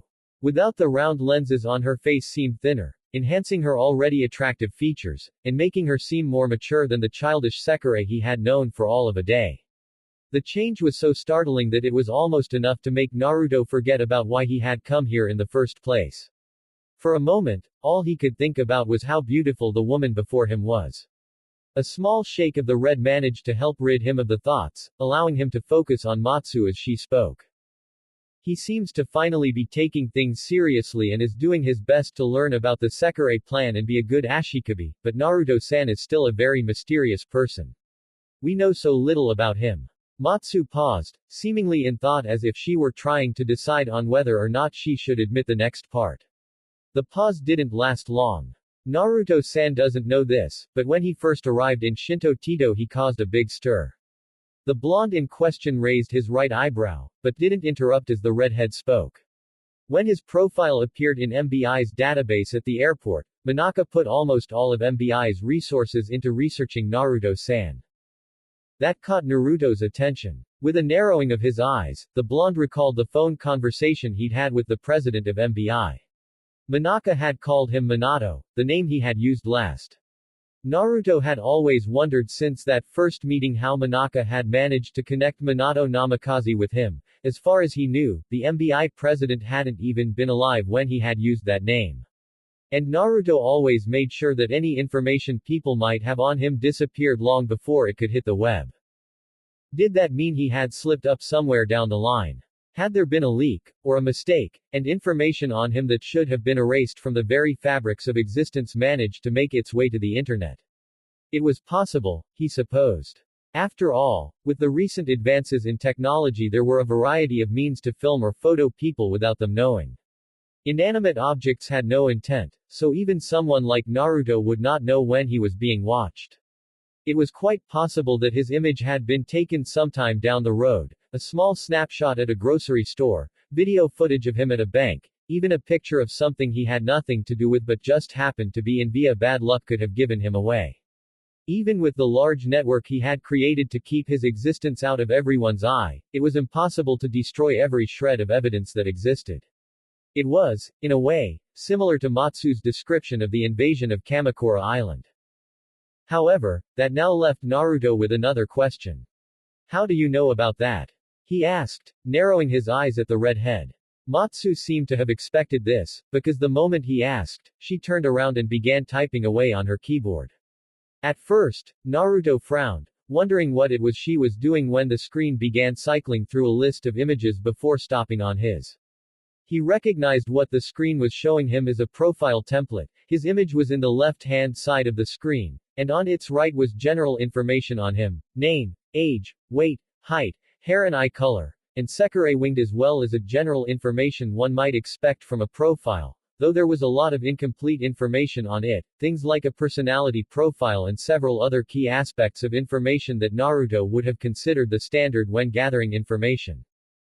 Uzumaki Naruto. Age, 18, height, 195 centimeters, weight, 91 kilograms, build, lean athletic, hair color, blonde, eye color, blue, Sekirei's winged, number 88, Musubi, number 7, Akatsu, number 108, Kusano, and number 02, Matsu, parents, deceased. Born in Osaka, Japan to a wealthy family, Uzumaki Naruto was left with a several billion yen publishing firm that was responsible for creating the Ika Ika book series when both of his father died of a severe case of influenza in 2005 and his mother died in a car crash in the year 2012. After completing secondary school he left Japan to travel the world and ended up going to Harvard University where he received his master's degree in film and theater. After graduating with a 4.0 GPA he left America and returned to Shinto-Tito, Japan, and now lives at Maison Izumo. As Matsu listed off all of the information about him that was on the screen, Naruto found himself frowning. That entire profile was fake, with only the information about his physical appearance, Sekirei winged, where he lived, and his parents being dead being real. Even then, the only thing about his parents' death that was real was the fact that they were dead. Everything else on that screen was a carefully crafted lie that would stand up to even the most comprehensive of investigations. He had even taken his parents and the publishing firm into account. Toad Sage Inc. was the name of the publishing company, and had been a family-owned business for over 500 years. Stationed in Japan, the publishing firm had several fronts, small-time publishing companies that Naruto had bought out over the years and integrated into his own business. That way it would be easier for him to publish his work without constantly having to go through the normal channels and possibly have someone realize that the same guy who had published a story 20 years ago had not aged a single day. This way, Naruto could go to any one of the 200 publishing firms he owned around the world to get his work published. Oftentimes, he would spend time at one company for several years, then move on to the next, and by the time he moved back to that same publishing firm again, the people that he had first met would be dead and he would not need to worry about people recognizing him. It was an ingenious way to ensure that he could get his work published, remain anonymous, and make people think that all of these books were the work of a family that had simply passed down their stories from one generation to the next. His parents, on the other hand, were a set of special clones that Naruto had created with a permanent henge. The ones he had used this time had been based off of his actual parents, Manato and Kushina, though they had not been named such, and had been reinforced with a combination of seals that were designed to draw in natural energy and enhance the clones, making them not only last forever and not disappear with one pop, but also not disappear immediately after they die. That way no suspicion is drawn when no one can find a body. Once his parents died, Naruto would go about creating a persona that matched the information that was already in the databases found within the various governments and internet by using the many contacts he had. The plan itself was extremely detailed, and thorough enough that no one should be able to so much as find a crack with the background he had provided. That's quite a bit of information, Naruto started, his voice gaining some impatience. But that doesn't tell me what I want to know.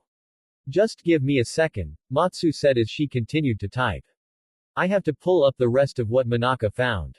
As her fingers continued to move, the profile of Naruto moved off to the side and became slightly smaller, small enough that another profile could be fit right next to it, Naruto realized. And there, with one last click of the keyboard, another profile was pulled up, one that Naruto recognized immediately. After all, how could he not recognize himself? The image itself was slightly different, lacking the 6 whisker marks he had on now, and the eyes were a bit narrower, but the image itself was unmistakably him. It was also not like the profile image, which was simply showing a front view of the upper half of his body, in other words, a mug shot. This particular image looked like it had been taken by an old photograph from the middle 1900s, probably around 1945 or maybe the late 1960s. It was a tad grainy, and looked old. He could see from the way the edges of the image itself were frayed and ripped that it must have been photocopied. Despite that, the image was still easily recognizable. In another effort to keep himself hidden, Naruto had taken to using a modified form of henge so that he could remain disguised indefinitely. Oftentimes he would just modify his looks a little bit, get rid of his whiskers, change his eye or hair color. Most people never really took the time to look at another person in great detail. Usually they would only remember key facial features, hair, eyes, nose, and any birthmarks that may be visible like his whiskers or a beauty mark. He could change his entire look, of course. He had done that several times before, but due to how he kept up his facade of belonging to a family of authors in order to keep writing and publishing his books, Naruto rarely ever changed himself into someone else completely. It may hide him much better, but it simply wasn't pragmatic. The image before him now seemed to disprove his original idea and made him question whether or not he should have perhaps used his henge to change his entire appearance. Namikaze Minato, Matsu stated, using the name he had used back then. Age: deceased, height, 195 centimeters, weight, 91 kilograms, build, lean athletic, hair color, red, eye color, green. No other information available. The redhead turned back to look at him, her expression a mix between grim and serious. When Manaka first began looking up information on you, I got curious and decided to look up all of the information on you that I could. It took a while for me to get this information. Manaka had hidden it in a heavily encrypted file with almost as many security precautions on the information about the first and second discipline squads. The first and second incarnations of the discipline squad, Manaka had done his best to either erase or hide all data related to them. The only reason Naruto himself knew about the first generation was because of Matsu, and the only thing he knew about the second incarnation was its members. Number 04, Karasuba had been a member of the second incarnation, was a part of the first incarnation, and was currently the leader of the third incarnation. There had only been one other member of the second generation, number 08, Yumi, and Matsu had been unable to pull up any information on her except that she was deceased.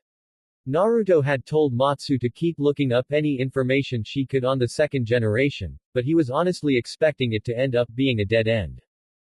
The files that kept Matsu from reaching any information besides what they had already found on the second generation were incredibly complex, and not even the redhead's incredible ability to hack and control any electronic device remotely seemed to be incapable of getting past the encryptions. Perhaps if she had direct contact with the mainframe she could, but Naruto didn't want to have to sneak into MBI just to gain information on a group that no longer existed. Focusing on the task at hand, if the files containing information on Namikaze Minato were even have as secure as the secondary discipline squad, then it was a wonder Matsu had managed to get to them at all, and a testament to her determination to get them. It must have taken her a number of hours working non-stop in order to get past whatever security the president of MBI had erected around it. Namikaze Minato looks exactly like Naruto-san, only without the whiskers. Despite that he is not shown to be related to Naruto-san in any way, Matsu said, her eyes now focused solely on Naruto. Manaka seems to have made a connection to the two of you despite that. It could have something to do with the information I couldn't get. I only had enough time to download this much before a security protection program tried to trace the connection I was using to hack into their system and forced me to shut my computers down. I tried to get in again, but it was impossible after that. And you got curious about me because you thought there was some kind of connection between me and this Namikaze Minato, Naruto stated. Is that it? Matsu nodded. Manaka may be a monster, and he might even be insane, but he's very smart and never does anything without reason. Naruto grimaced as what she said was made clear. If Manaka thought there was some kind of connection between him and Minato, then there probably was. The worst thing about this whole situation was that they were both right. Naruto and Minato were connected because Naruto was Minato and just changed his name after faking his death by burning the house he had been living in and using a corpse doll to make people think he had died in the fire. For a moment all was silent. Matsu was staring at him, obviously waiting for him to answer, and Naruto was trying to decide on what he should say. His first thoughts were to lie, naturally. He had not trusted anyone with this information ever. In the course of the many of thousands of years he had been alive, he had never told anyone about his immortality, or even hinted at it.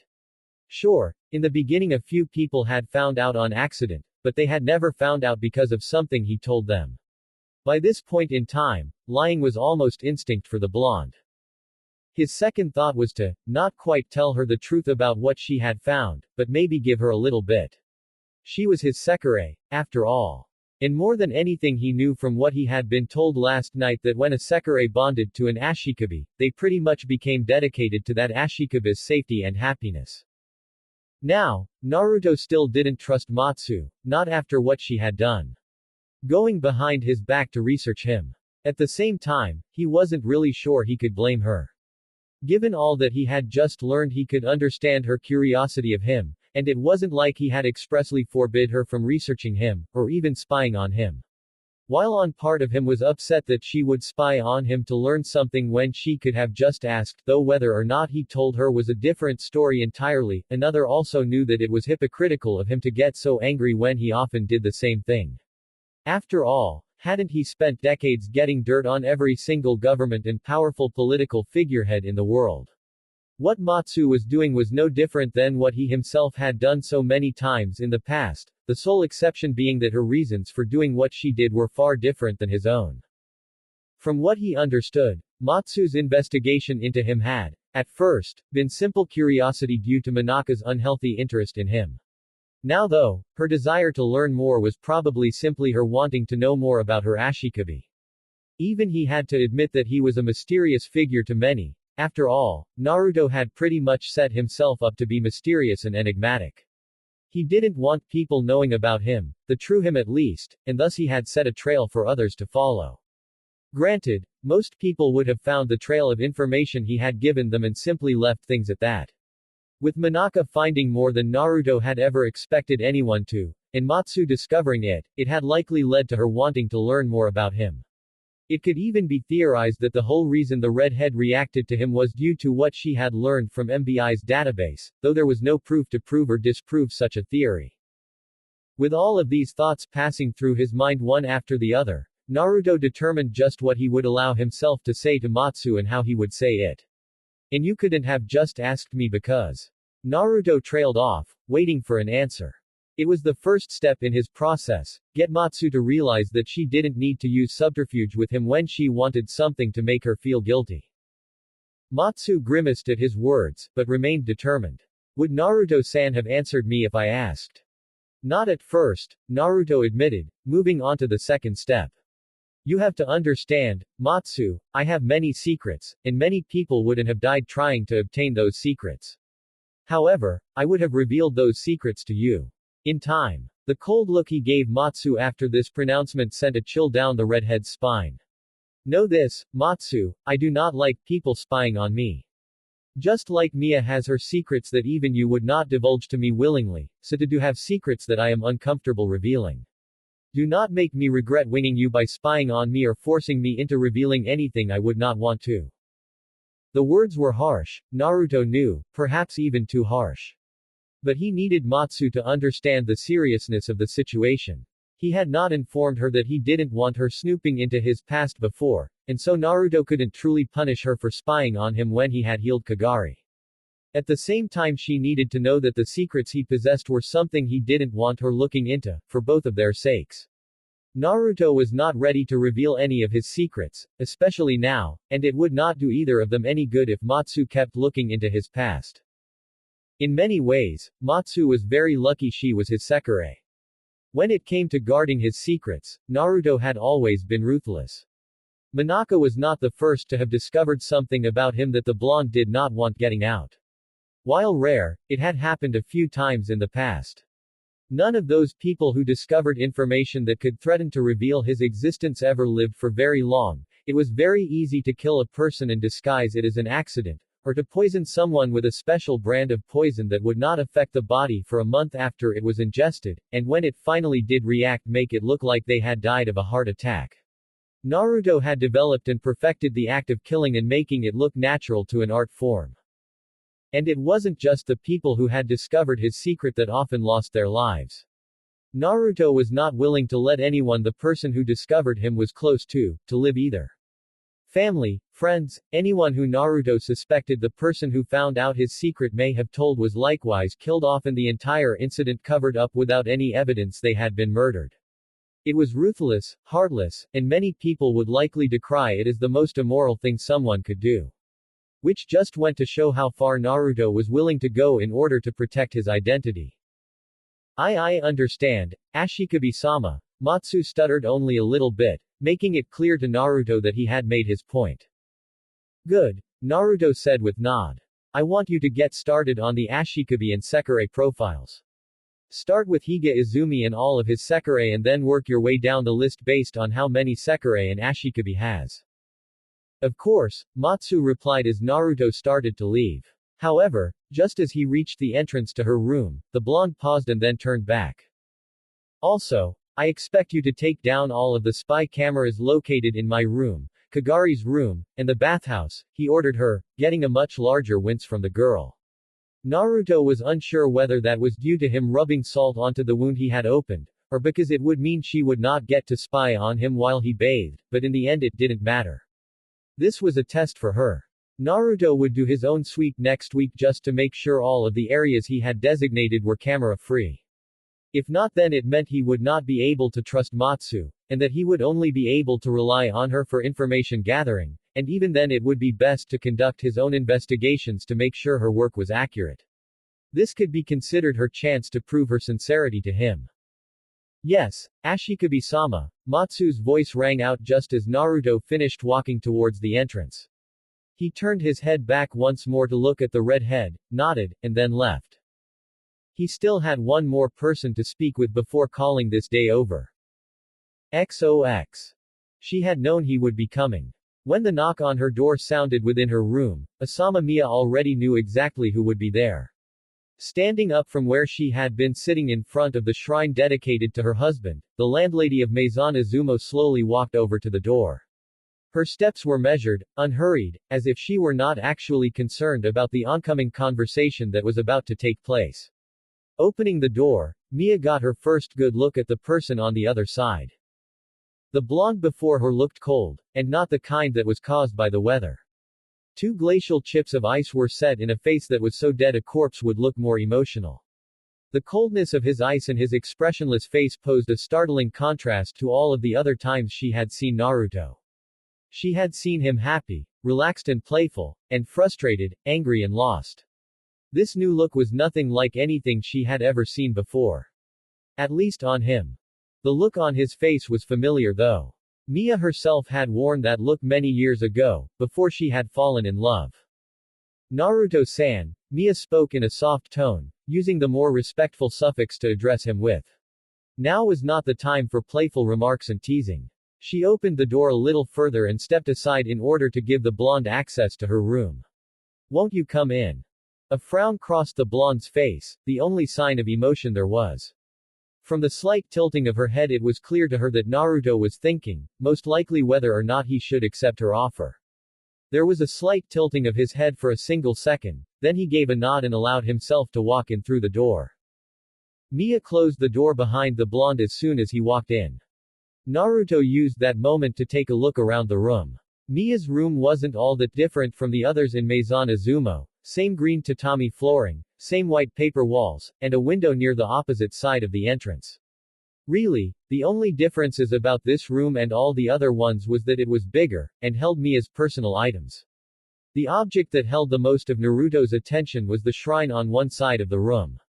He recognized it as a shrine used to honor the dead as per Japanese customs. On top of the shrine was the image of a man with messy white hair and gray eyes that Naruto correctly deduced was Mia's husband. The incense she had lit a little while ago were still burning openly, sending small streams of smoke drifting lazily into the room. For a moment all was silent as Mia walked past him, moving to the center of the floor where she once more sat down, placing her hands in her lap, and then looking up at him.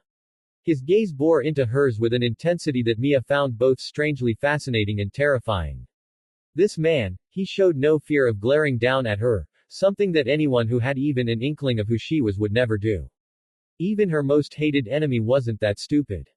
As the silence grew, Mia decided she would be the one to break it. I take it you wish to speak with me about what happened tonight. She left her question vague. While she was already positive that she knew the reason Naruto was here, she didn't want to be presumptuous and say something only to end up wrong. The blonde before her remained silent for a full minute, the intensity in his eyes not diminishing. Mia bore his scrutiny to the best of her abilities. It helped that he was not using that thing he had managed to call forth last time. Finally, after the minute had passed, he asked, "Why did you do it?" And she knew exactly what he was talking about. It was hard not to, after all.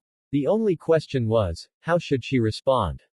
As I said before, Naruto-san, she started in a slow, careful voice, as if making sure that there was no way for the blonde to misunderstand her words. This is my house, and while you are a guest in this house, I expect you to obey me. Her purple eyes narrowed slightly. Not only did you not obey me, but you deliberately made sure I could not follow you and locked me out. With good reason, Naruto retorted, his own eyes narrowing. Perhaps, Mia admitted with a small shrug. But Kagari-san is my friend as well as my tenant. I wanted to make sure you would not do anything untoward while tending him. Don't give me that. The blonde growled, a snarl on his face.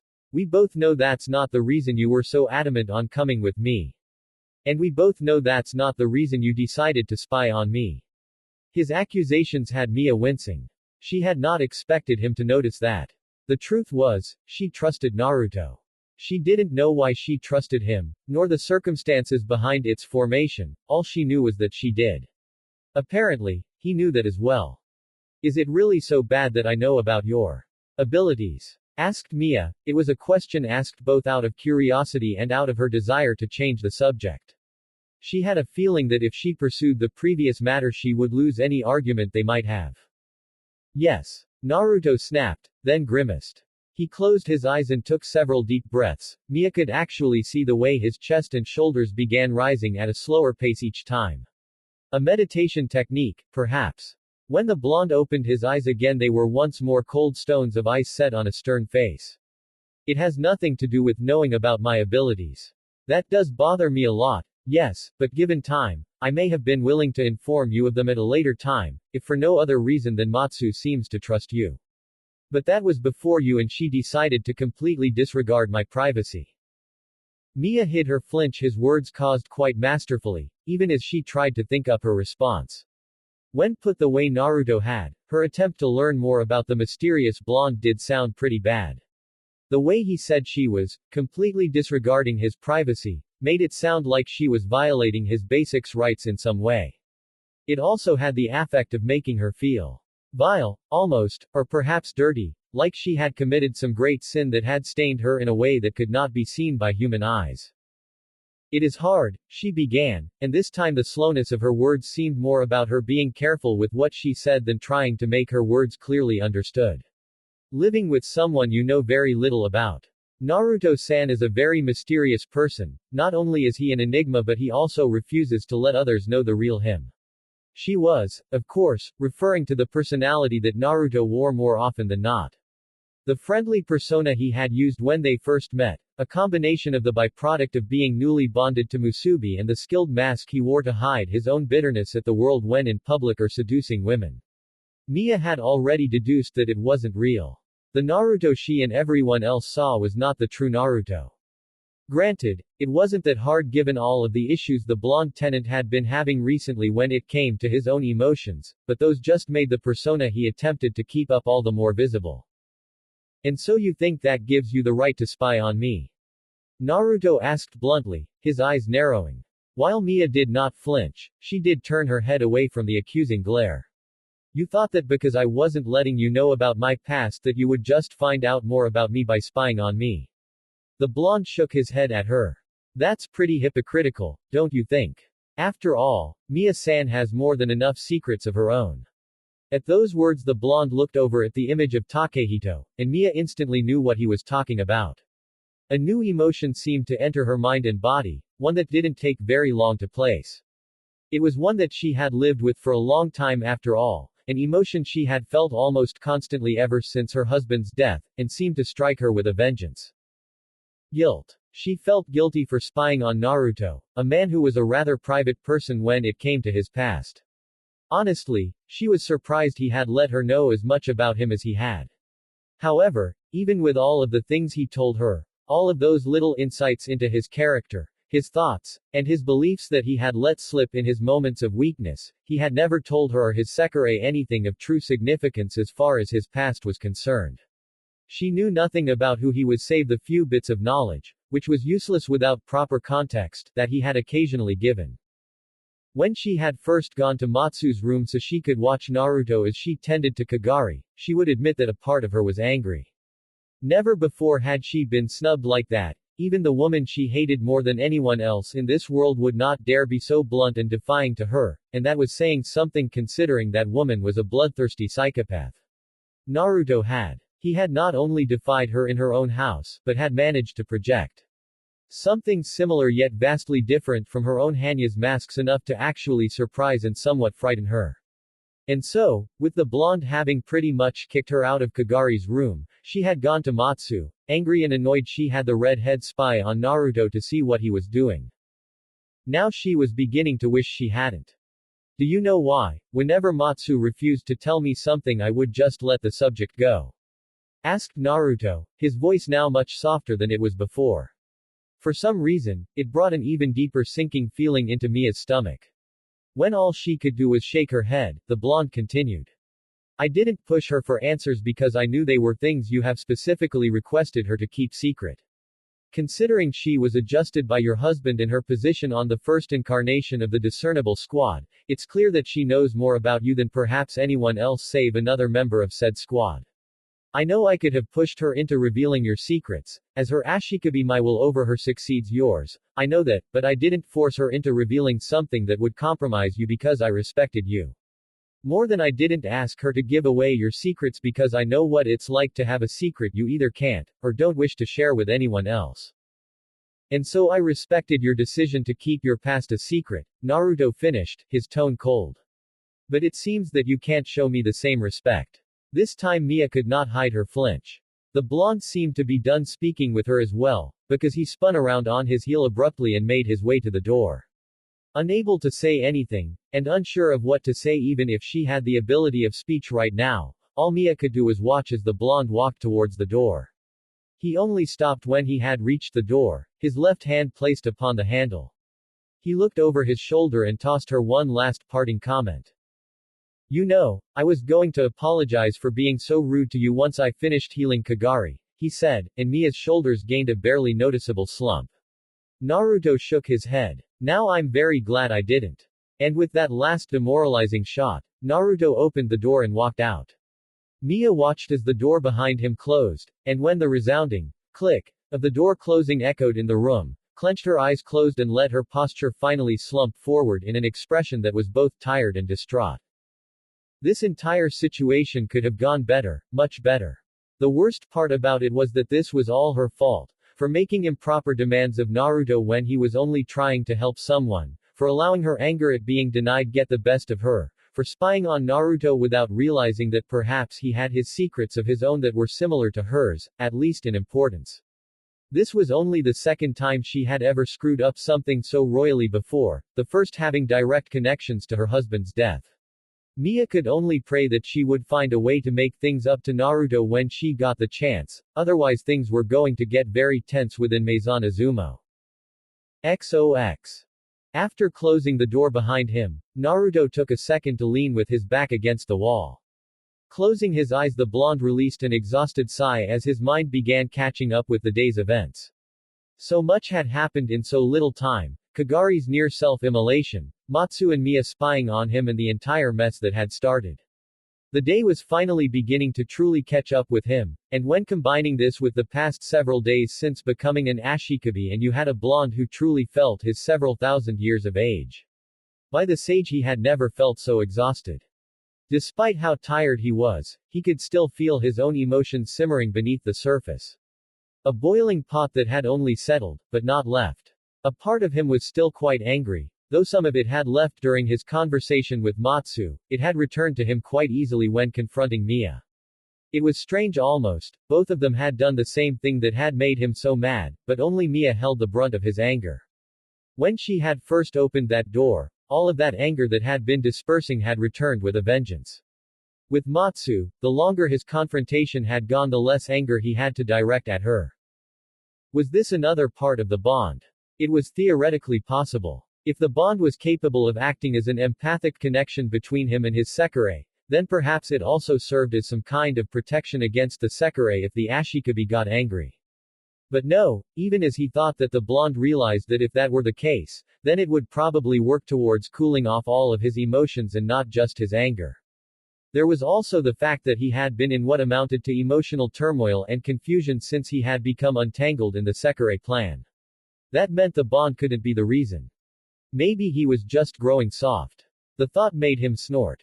He could kill without batting an eyelash. Sure, he may not be fond of battle anymore, but that was simply because he had nothing to fight for. Killing, on the other hand, was something he had no problems with. You didn't need to fight someone to kill them, and Naruto had killed so many people that he had grown numb to the act.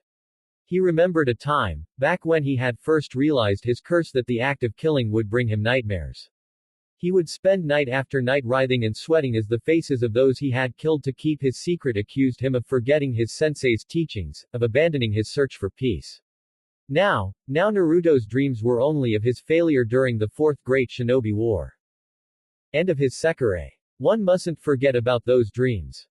Shaking his head, the eternal shinobi decided he was far too tired to theorize on possible reasons for his anger to be directed at one person and not another when they both did the same thing. He needed some sleep before he could do any serious thinking right now. Maybe when he was more rested, he could resume his theory on why he felt less anger towards his Sekirei than he did Mia.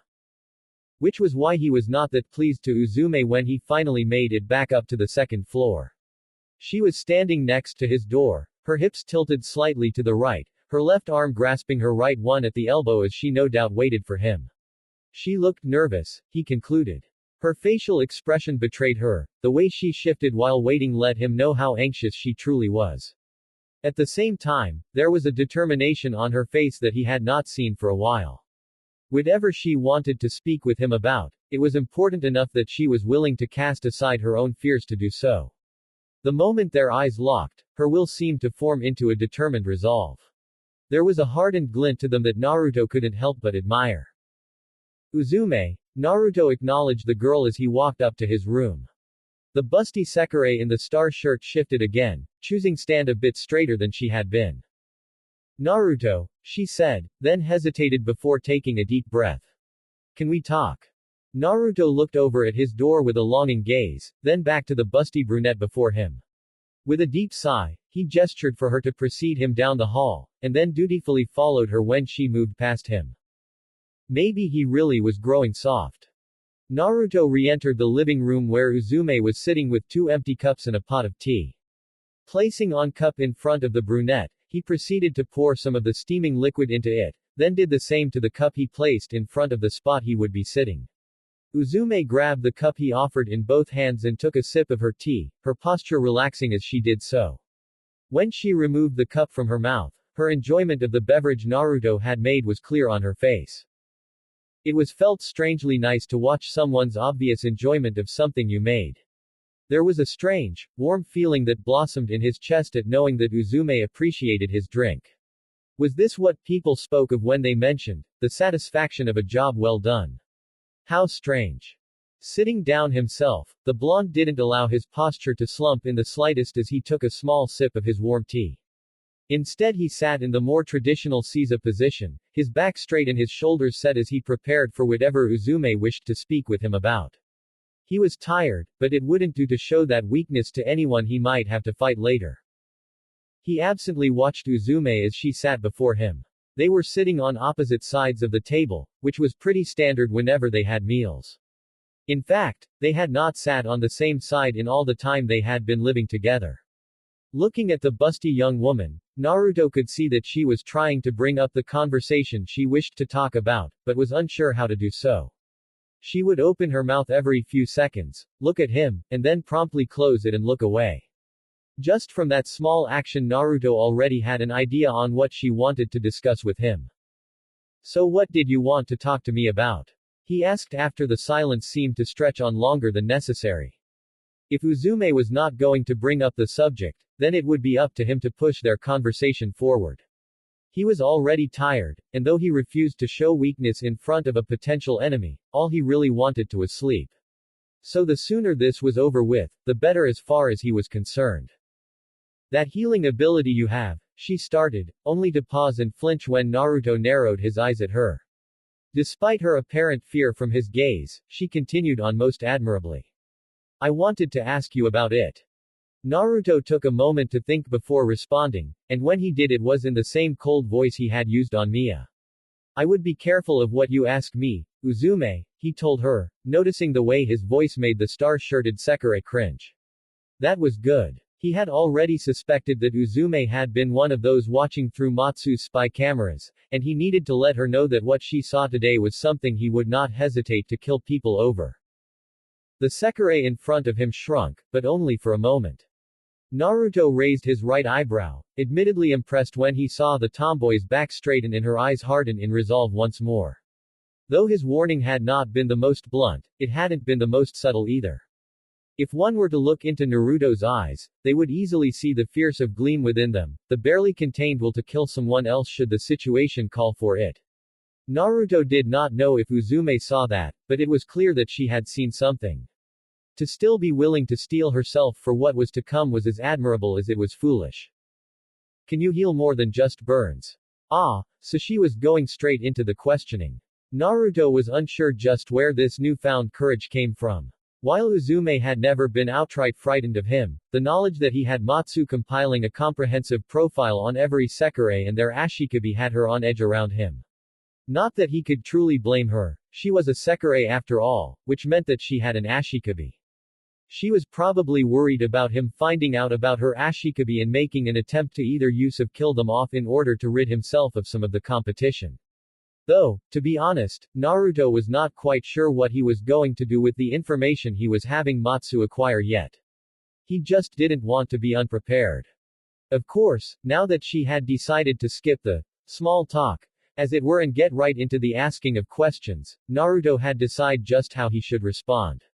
As a man who had lived far longer than even the oldest historical text still in existence, Naruto was an innately secretive and distrustful person. When it came to his secrets, he guarded them zealously, and those who caught even an inkling of them were normally killed. He wasn't really sure he could do that here. Well, he could, but it would cause problems in the future, and not just with his Sekirei. The blonde was not sure he wanted to fight Mia right now, not when he was so out of practice, and even if he was in shape he was not sure he would want to fight the woman. That left only two options, telling Uzume to forget everything she had seen and heard, or telling her about his powers. Looking at the starched-shirted Sekirei, Naruto immediately ruled out the option of telling her to fuck off. The look on her face, the set of her jaw, the line her lips were forming, and the steel in her eyes told him that she would not just let this go. Which meant he would need to choose the third option, which just so happened to be the one he liked the least. But what to tell her? He pondered this as he looked at the girl who, after a few seconds of his staring, was starting to squirm uncomfortably. That was the real question he had to ask. Just what should he tell her? How much should he tell her? Despite the fact that she had seen him healing Kagari, Naruto was loath to give away his secrets. And therein lay the problem. He didn't like the fact that he had to tell someone else about his abilities, powers that he had kept hidden for almost as long as he had been alive. However, she hadn't asked him for the specifics, just whether or not he could heal more than small burns, so maybe he could generalize and hope she would eventually drop the subject. I can heal more than burns, he answered her with a shrug. Uzume leaned in, obviously expecting him to elaborate. Naruto grimaced for a moment, before deciding to give her a bit more. While I'm not particularly adept at healing, I have been able to heal anything from minor cuts to potentially fatal injuries. This had been something he had developed back when he had still been trying to bring true peace and understanding to the world. He had been traveling at the time and preaching to others about compassion. Back then the world did not have any medical technology to speak of, which he had found strange since the elemental nations, while nowhere near as technologically advanced as this age, had plenty of impressive devices, particularly in the medical field. Then again, considering the world had gone through what could be considered a dark age, where humanity seemed to regress technology-wise, perhaps they had simply lost that ability. In either event, wherever Naruto had traveled there would be a number of people who were suffering from various physical ailments. Having been, at the time, Preaching compassion and understanding to others, Naruto had used his medical ninjutsu to heal them. He hadn't known it at the time, but doing that had been a mistake. The years had passed and he had actually gotten quite good at healing others. While he would never be on the same level as Sakura, Shizune, or Tsunade because of his lack of control, he had definitely been better than the average medical ninja. As he continued in his travels, preaching and healing, word of his miracles had spread far and wide, and many people had come to look at him as some kind of messiah. Naruto had not cared about how people looked at him, only that they seemed to be taking his words seriously. There had been other people, however, who had noticed the way others looked at him. Though he had gained wisdom and temperance due to the war he had been in, Naruto had still been woefully naive to the true nature of humans at that time. He had not realized that while many would praise him and his efforts, just many if not many more would decry his actions for their own reasons. Fear, jealousy, envy, greed. His abilities and powers soon became the cause of the very thing he had been hoping to stop. Some people had wanted him to use his powers for them and them alone, others had wanted him to disappear forever due to their jealousy of his powers. Eventually, when a group of like-minded people had banded together and attempted to kill him for being a heretic, Naruto had been forced to flee. It had been in those moments, when he realized the true reason they had wanted to kill him, their own petty beliefs and desires, that Naruto had realized that there had been one fatal flaw in his plans for peace. That flaw being humans themselves. Humanity is a flawed species, unable to think of others, incapable of showing compassion for compassion's sake, and unwilling to even try and understand other people with different beliefs or simply people who were different, much less accept them for those differences. It was a hard lesson, but one that Naruto had learned and now embraced. Peace is a lie. And what about diseases? With a blink and a grimace, Naruto was brought back to the real world to see Uzume still staring at him with that intense look in her eyes. Can you heal diseases as well? She asked again, causing Naruto to frown at her. There was something about the way she asked him that, a desperation in her voice that had his mind already making theories on why she would be so adamant on knowing this. Yes, he decided to answer, shrugging his shoulders, though he refused to say more. It was true, Naruto had healed many illnesses and diseases in his time. In fact, the blonde was quite sure he could cure cancer and AIDS if he wanted to. Of course, doing so would expose his existence, and since he already knew from experience what would happen if he were to start performing such miracles, he had no intention of doing so. But he was sure that he could. Despite his answer not being very elaborate, it seemed to be more than enough for Uzume. She stood up so abruptly that Naruto did as well, preparing to kill her if she decided to battle him. Already his mind was going through several possible strategies and running the gamut in dismissing them. Damn it. It was times like these he wished he had met Matsu sooner, then he would have had a profile on Uzume that he could have studied up on to know exactly what her power was. Without that knowledge, all he could do was wing it and hope for the best.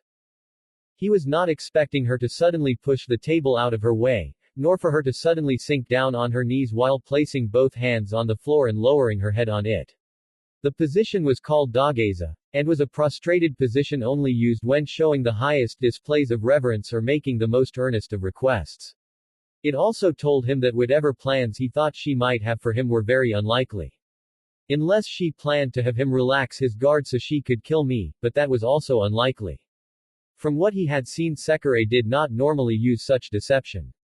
Uzume could be an exception to the rule, of course, but at the moment, he highly doubted that. Please, Uzumaki-san, she began, her voice no longer firm or determined, but desperate and despairing. Please help me save my Ashikabi. Naruto relaxed, letting his tensed muscles loosen, and the chakra that had been humming beneath the surface just waiting to be called upon leave him. He stared at the woman still bowing prostrate on the ground and began to contemplate his next move. It didn't even take him a full second to determine his course of action. I have a feeling this conversation is going to be a bit longer than our usual ones, he said, his words making the Sekirei that he was not bonded to look up at him.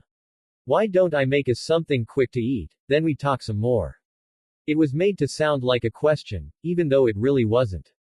Even if it had been, Naruto did not give the girl a chance to answer as he began making his way towards the kitchen once more, this time to make something more filling than tea. XOX. I don't know if Matsu has managed to make a profile on me or my ashikabi yet, Uzume said, her eyes shifting from the food she was stirring around with her chopsticks, a simple stir-fry dish with teriyaki chicken and various vegetables, to Matsu, who had apparently been spying on them and had decided to join in. Considering he had just gotten on her case about spying on him, he was rather surprised she was still doing so. Then again, she hadn't had time to actually take down the spy cameras, so. Aside from that, Naruto had not requested her to take them down in anywhere but his bedroom, Kagari's bedroom, and the bathhouses, so she had probably just rightly assumed that it would be okay for her to keep areas like the living room under surveillance. Matsu hasn't come that far yet, the redhead reported to the busty Sekirei in the star shirt. Speaking of reports, however, I did manage to compile the one you wanted on Higa Izumi. Only Naruto noticed the way Uzume stiffened at hearing the name, causing Naruto's eyes to narrow. Good, Naruto said, peeling his eyes off Uzume to focus on Matsu. When we finish here, I want you to link all of the information you managed to compile onto my phone. I've created a folder in it called S-Plan Profiles. Put each one you complete in there and I'll review them as they come. Of course, Naruto-tan, Matsu responded with a smile, and Naruto took note of her reattaching the san suffix to his name. He assumed her reuse of the childish suffix was due to her feeling more comfortable now that he was launching fire from his mouth in the form of a verbal assault at her. She seemed to regain her fire rather quickly. Naruto nodded, then turned back to Uzume, who was twitching slightly at being interrupted. I'm sorry for that, the blonde said, gesturing for her to continue. You were saying. My ashikabi, Chiho, Uzume began, her voice slow and carefully worded. She has a very rare illness that requires her to remain in the hospital for treatments. Ah, now things were starting to make sense, both her questioning of Naruto's medical ninjutsu and the barely contained hatred she saw at the mention of Higa Izumi. That's so sad. This new interruption came in the form of Musubi. Turning to the girl, Naruto was not surprised to find her holding her hands under her chin, her eyes glistening with unshed tears and looking very much like a kicked puppy. She, Akatsu, and Kusano had come out from the baths just after Naruto had finished making lunch, and not surprisingly forcing him to prepare several more plates when 3 sets of stomachs made earth-shattering rumbles. He was just thankful that he had enough foresight to make a lot of extra food, having already anticipated that they would come in at some point during his conversation with Uzume. Currently, the girl was positioned directly on his left since it was her turn to sit by him, while Kusano had her usual right. Matsu and Akatsu were on either side of the other 2 girls respectively. She gave the only other brunette in the room a teary look as she sniffed. To be separated from your ashikabi like that must be so horrible. Beside her, Kusano nodded her agreement and adopted a commiserating look as she echoed her elder sister Sekirei's word. Horrible. Uzume looked slightly taken aback, probably by the kicked puppy look she was being blasted with more than the girl's words. Musubi always had very expressive facial expressions.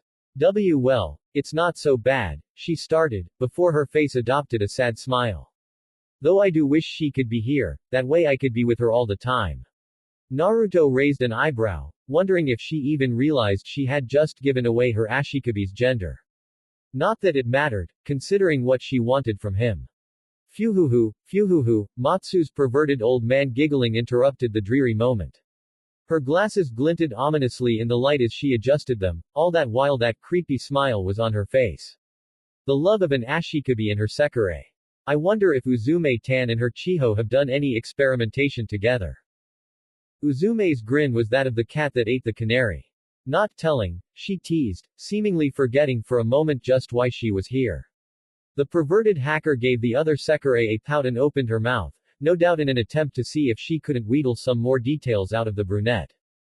I take it the hospital she is staying at is Hayamaki Hospital? Naruto asked, interrupting the conversation before Matsu could cause it to degenerate further. Despite his offer to listen to Uzume and her request, he was still rather exhausted and wanted to get this out of the way so he could sleep. Uzume grimaced as she finally remembered just what they were supposed to be talking about. Yes. Naruto nodded. And I take it that Higa Izumo owns this hospital. Furthermore, Higa Izumi is trying to gain some form of control over you by threatening your ashikabi. The way the star-shirted Sekirei grimaced with each point the blonde hit was more than enough to tell him he was on the money. To his left, Musubi gasped, her hand going to her mouth and her eyes widening. On his other side, Kusano had begun making her angry, "Fu" noise. Apparently even a small child like her had been able to understand what I was saying. A clinking of chains also let the blonde know that Akatsu had shifted in her seat. He had no need to look back to see that her face would be as inexpressive as it always was. He also didn't need to know that his theory had made the former scrapped number angry. The only one who didn't react was Matsu, at least not in the same way as the others. Instead her lips had been drawn into a thin line, her face once more serious and mature. Naruto didn't need to be a genius to know what she thought about the situation he had just depicted. Not that Naruto couldn't understand their anger. The bond between a Sekirei and their ashikabi was sacred to them. Musubi had always been so adamant when speaking about the bond and love, and while the others might not be as expressive with their words as she was, it was clear to anyone with even meager observational skills that they all thought the same thing. To try and undermine the bond formed between a Sekirei and her ashikabi like Higa apparently was with Uzume was likely the ultimate form of sacrilege in their eyes. Naruto did his best to ignore them, both within and without. His words seemed to have evoked a bit more of an emotion response in them.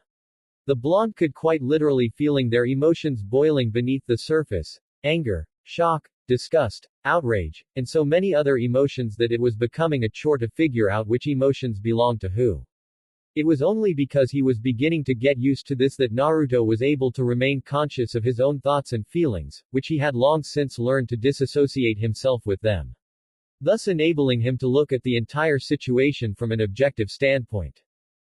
Leaning forward with his left forearm on the table, the blonde decided to get a bit more information into the specifics of Uzume's ashikabi's illness. I take it the treatment for her illness is expensive. Extremely expensive, Uzume admitted, looking like a wilted flower that had been exposed to the sun for too long and not given enough water. And the only hospital who is capable of providing the cure is Hayamaki Hospital, which is owned by Izumi Higa. Naruto finished the Sekirei's sentence, nodding his head as he did so. He had suspected something like that given it was to be his meeting place with the man, though until now it had only been suspicions. However, I doubt they are the only ones capable of providing aid to your ashikabim, he continued even as he filed away the knowledge of who the hospital he would be going to this Saturday at noon belonged to. While I don't know a whole lot about MBI, I do know from Matsu that they have a hospital of their own that anyone partaking in the Sekirei plan can use for free. MBI was the world's largest and most powerful pharmaceutical corporation. Technologically, they were also the most advanced thanks to the alien technology Manato had pillaged when he discovered the Sekirei's spaceship. If anyone could properly treat an illness it would be them, and if anyone could cure an illness it would be them. Uzume's grimace spoke almost as much as her words. I can't use the hospital sponsored by MBI because I was the one who helped Matsu escape when she fled the labs. Naruto glanced from Uzume to Matsu, who had the decency to look sheepish. That made sense, actually. Matsu wasn't a fighting type so it should have been impossible for her to escape MBI without help. While Naruto first thought that perhaps Mia had helped her out, he had never been sure of that. Mia was powerful, there was no doubt in his mind that she could have helped Matsu. On the other hand, because Mia was so powerful I have no doubt MBI would have been forced to send their entire army after the woman and end up destroying half of Shinto Tito in the process. This made a lot more sense when compared to that. Everyone turned to look at Akatsu who was now staring at Uzume with her head tilted in curiosity. Thank you, she said, causing everyone to blink. Thank you? Uzume inquired wonderingly. She blinked several times, as if trying to figure out just why the ice user was thanking her. Eventually, she seemed to give up and just decided it would be better to ask. Why are you thanking me? Escape. It was a single word, but while it took most of the people in the room a while to figure out, namely Kusano, Musubi, and Uzume, Naruto and Matsu were able to easily deduce the girl's meaning within a few seconds. Wait, Matsu said, sounding shocked. You mean when we fled MBI you managed to escape as well? Yes, Akatsu's single-word answer was accompanied with a nod. Well, it does explain how you were able to escape, Matsu commented mostly to herself, her thoughts turning introspective. When Matsu left MBI, Matsu had caused a lot of chaos when she shut down the MBI mainframe and planted several bugs in their security program. It would be easy for someone like Akatsu-tan to escape in the confusion. Looking away from Matsu and Akatsu, Naruto decided to focus once more on Uzume and what he had learned thus far. So because MBI might try something against you and your Ashikabi as retribution for helping Matsu, you can't go to them. Which of course, leaves Higa as the only option. His mind went several thousand miles per second as he began processing this information with speeds that would make a supercomputer look on in envy. It didn't take him long to come up with the answer he was seeking, and he eyed Uzume long before she could even open her mouth to respond to his previous words. Given that you are asking me to save your Ashikabi, I am guessing that he's trying to force you into doing something you don't want to, or perhaps something that your Ashikabi would disapprove of. It was really the only conclusion Naruto could come up with, and it certainly made a lot of sense. Higa Izumi had already approached him, or at least had his secretary approach him, because he wanted something from him that he felt only Naruto could give. It was not that big of a stretch to assume he would approach other Ashikabi to do his bidding, or in this case, a Sekirei whose Ashikabi just so happened to be under his care. This was good information, he decided. It gave him a good amount of insight into Himon's character and would help him when the time came for their meeting. Hey, Uzume's customary chuckle was her answer, though it was lacking in the amusement it normally did. You're good, she admitted, before nodding. Yes, it was a little before you came here that Higa began pressuring me into being his bloodhound in order to ensure that my Ashikabi continues getting her treatments. He wants me to terminate various Sekirei from the game without letting MBI know who terminated them. That's pretty impressive thinking, Naruto-tan, Matsu praised him, her face slightly flushed as she stared at the blonde longingly. It seemed that intelligence was a big turn-on for the redhead. Not that surprising given her entire power as a Sekirei is based on gathering and interpreting information. Naruto ignored the look for the moment as he leaned back, letting his arms rest behind his back. This information was proving to be incredibly valuable. Not only was he learning more about Higa Izumi as a person, but he was learning about the Mon's plans in general. Already Naruto had gained a clear picture in his mind of what Higa might want for him. Yes, with Naruto's reputation amongst unwinged Sekireis, it was easy to see what Higa would want with him. And with that knowledge, Naruto would know best how to turn around any deal that might be struck, any backstabbing that might be dealt to his own advantage. All it would take was a little planning. I can't believe someone would use the love between Uzume-san and her Ashikabi to force her to do something so cruel. Naruto's train of thought was interrupted when Musubi spoke out, slamming both hands on the table as she did so.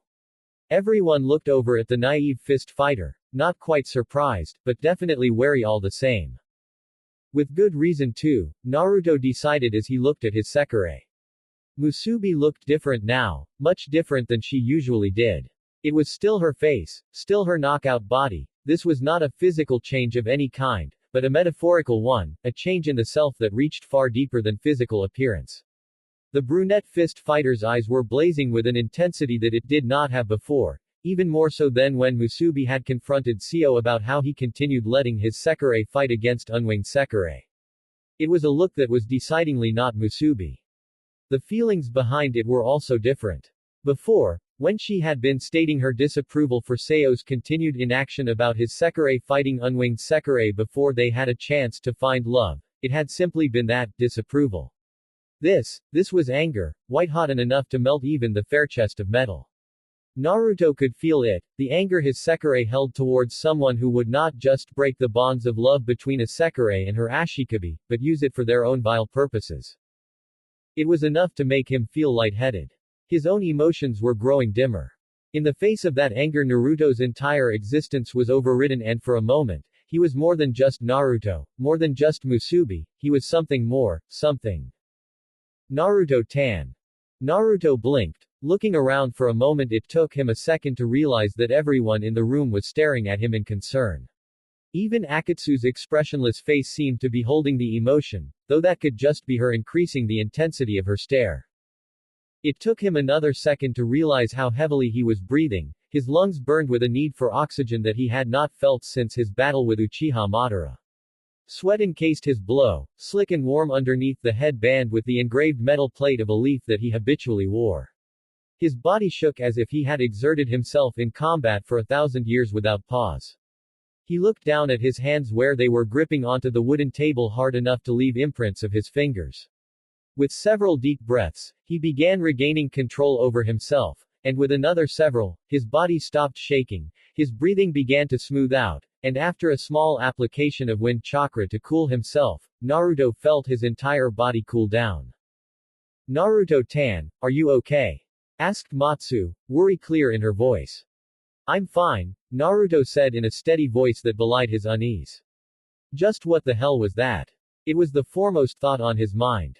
After he had begun growing partially used to feeling his Sekirei's emotions, Naruto had taken the task of cataloging every emotion he had ever felt that was not his. The emotions themselves, the intensity, the frequency in which he felt them, and who they came from. He had made sure to catalog all of them in meticulous detail in order to try and understand more about the bond. He had thought he was beginning to understand more about what it meant to be an Ashikabi, but apparently, he had been wrong. Because whatever that was, it had been more intense than anything he had ever felt in his life bar none. None of his Sekirei looked quite sure about that, even Akatsu looked slightly worried, while Matsu was worrying her lower lip and Kusano was clinging to his side now, her head buried in his torso. The only one who wasn't looking too worried was Musubi, who was still staring at him with a look that just did not belong on her face. Are you sure you're alright, Naruto-tan? Asked Matsu, once again assuming the role of spokesperson for his Sekirei. Perhaps you really should get some rest. We can continue this tomorrow.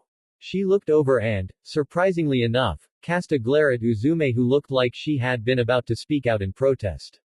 In another surprising turn of events, Uzume backed down with a nervous look, probably because she had never seen such an expression from Matsu before. Though it could have just as easily been the stare Akatsu was now giving her. Shaking his head, Naruto put this new emotion into the back of his mind, storing it with all of the other emotional data he had collected from the bond, as well as the fact that his Sekirei didn't seem to know what had happened either. No, he said, shaking his head. It would be best if we get this out of the way now. Turning back to a slightly squirming Uzume, he gestured for her to continue speaking. So I take it you wish for me help you rescue your Ashikabi and heal her up with my powers so that Higa will no longer be able to hold any influence over you. Yes, Uzume said, her voice a desperate plea. Please help, Naruto. I don't have anyone else to turn to. You may be the only person in the entire world who can save my Chiho. Naruto closed his eyes as he ran his options in his head. 1,000 possible scenarios came up, 1,000 variables entered his mind. Choices, consequences, an indescribable number of plans, and tactics came to him in the blink of an eye. In the end, it all came down to choice. There were so many ways to turn this single request to his advantage, either by taking advantage of Uzume, her Ashikabi, both, or Higa, they were all there. In the end it came down to choice. What did he want to do? What was it he wished to gain? Looking at his Sekir, Naruto found himself gaining his own choices from them. He had decided to be an Ashikabi, and if he was going to be one, then he was going to be the best. Once more, he found his eyes locked with Musubi, the normally happy and naive girl who now had steel in her eyes. What would you have us, your Sekirei, do now, Ashikabi-sama? She asked, her voice mature, holding a quality that Musubi simply shouldn't be able to produce. Just by looking at her, Naruto had to wonder if perhaps some of his own personality, the one he had gained during the war, wasn't reflecting onto her. Maybe the bond really did go both ways. Even as his thoughts took him down this path, Musubi placed her left arm against her chest, her face calm. Whatever decision you choose, know that we, here she swept her hand out to encompass the other three he had managed to wing as she finished talking. Will follow you. And just like that, the mature demeanor, the steel in her voice and eyes was gone, disappeared as if it had never been there. Musubi blinked, looking around in confusion as she noticed all of the eyes staring up at her. Hello. She said brightly. Has something happened? Why are you all looking at me like that? Naruto narrowed his eyes at the fist fighter, but after a moment's thought, decided not to ponder the strange phenomenon that had just happened with his first Sekirei. He was too tired and too confused to think about it. Instead he turned his attention to a problem he actually could deal with. You said that Higa wanted you to defeat unwinged Sekirei for him, yes? He asked as he turned to face Uzume. Ah, yes, Uzume said, looking a little unsure. Her eyes would trail from Naruto to Musubi, then back again as if she was not quite sure which one she should look at. Naruto nodded. Very well, he said, a plan beginning to form in his head. It was good, and had relatively little danger, and if done right, would help him demoralize and decrease the Ashikabi of the East's power base, while still being able to make use of him. I'll save your Ashikabi. Really? Breathed Uzume, her eyes widening with hope. When Naruto nodded at her, the girl sagged in relief and looked like she might cry at any moment. Thank you, she whispered, thank you. Naruto closed his eyes, this time not lost in thought, but in emotion. He felt strange, warm, yes, he supposed that was the word for it. There was a strange warmth in his chest, one that he couldn't quite identify but felt very familiar. It was probably something he had felt once, long ago, but had forgotten with time. Like an old friend it caressed him, soothed him in strange ways, and a genuine smile actually formed on his face. Whatever this warmth was, it was not coming from the bond. At least not solely. Opening his eyes, Naruto looked at the others. They were all smiling to some degree, though Akatsu's small upturn of the lips was nowhere near the intensity of Kusano's bright beam. Even Matsu had a small smile on her face as she adjusted her glasses. Once again, however, it was Musubi's smile that caught his attention. It was not the bright beaming of a naive girl, instead it was the smile of a woman, fully matured and well aware of how monumental the decision made just was. Naruto couldn't help but return the smile with a small one of his own. Then he turned look at Uzume. So tell me the details of just what Higa wants you to do. He asked, his voice sharp enough to cut steel as his mind began to move over everything he now knew with a fine-toothed comb. It was time, he had decided. Time he began truly planning his first moves on what he would do for the Sekirei plan. XOX. This time, when Naruto's conscience returned to him, he was not at all surprised to find himself surrounded by 4 warm bodies. He was slightly surprised that he had not dreamed about Kagari, Homura, but figured that may have something to do with the fact that the fire user was currently still unconscious and unlikely to wake up until sometime around noon. Looking out the window he saw that it was early, only the barest hints of light from the sun could be seen through it, so he guessed it was around 5 o'clock or so. He took a few moments to relax while in the embrace of his Sekirei. Really, he mused to himself, it was quite comfortable, almost like being wrapped in a warm cocoon. One would think that with 4 bodies enclosing on him from all sides that he would be extremely uncomfortable, or maybe even feel claustrophobic or something. There was none, all he felt was the comforting warmth of their bodies, 3 of which were extremely well developed and simply felt divine as they were pressed against him. There was also the bond he had to consider.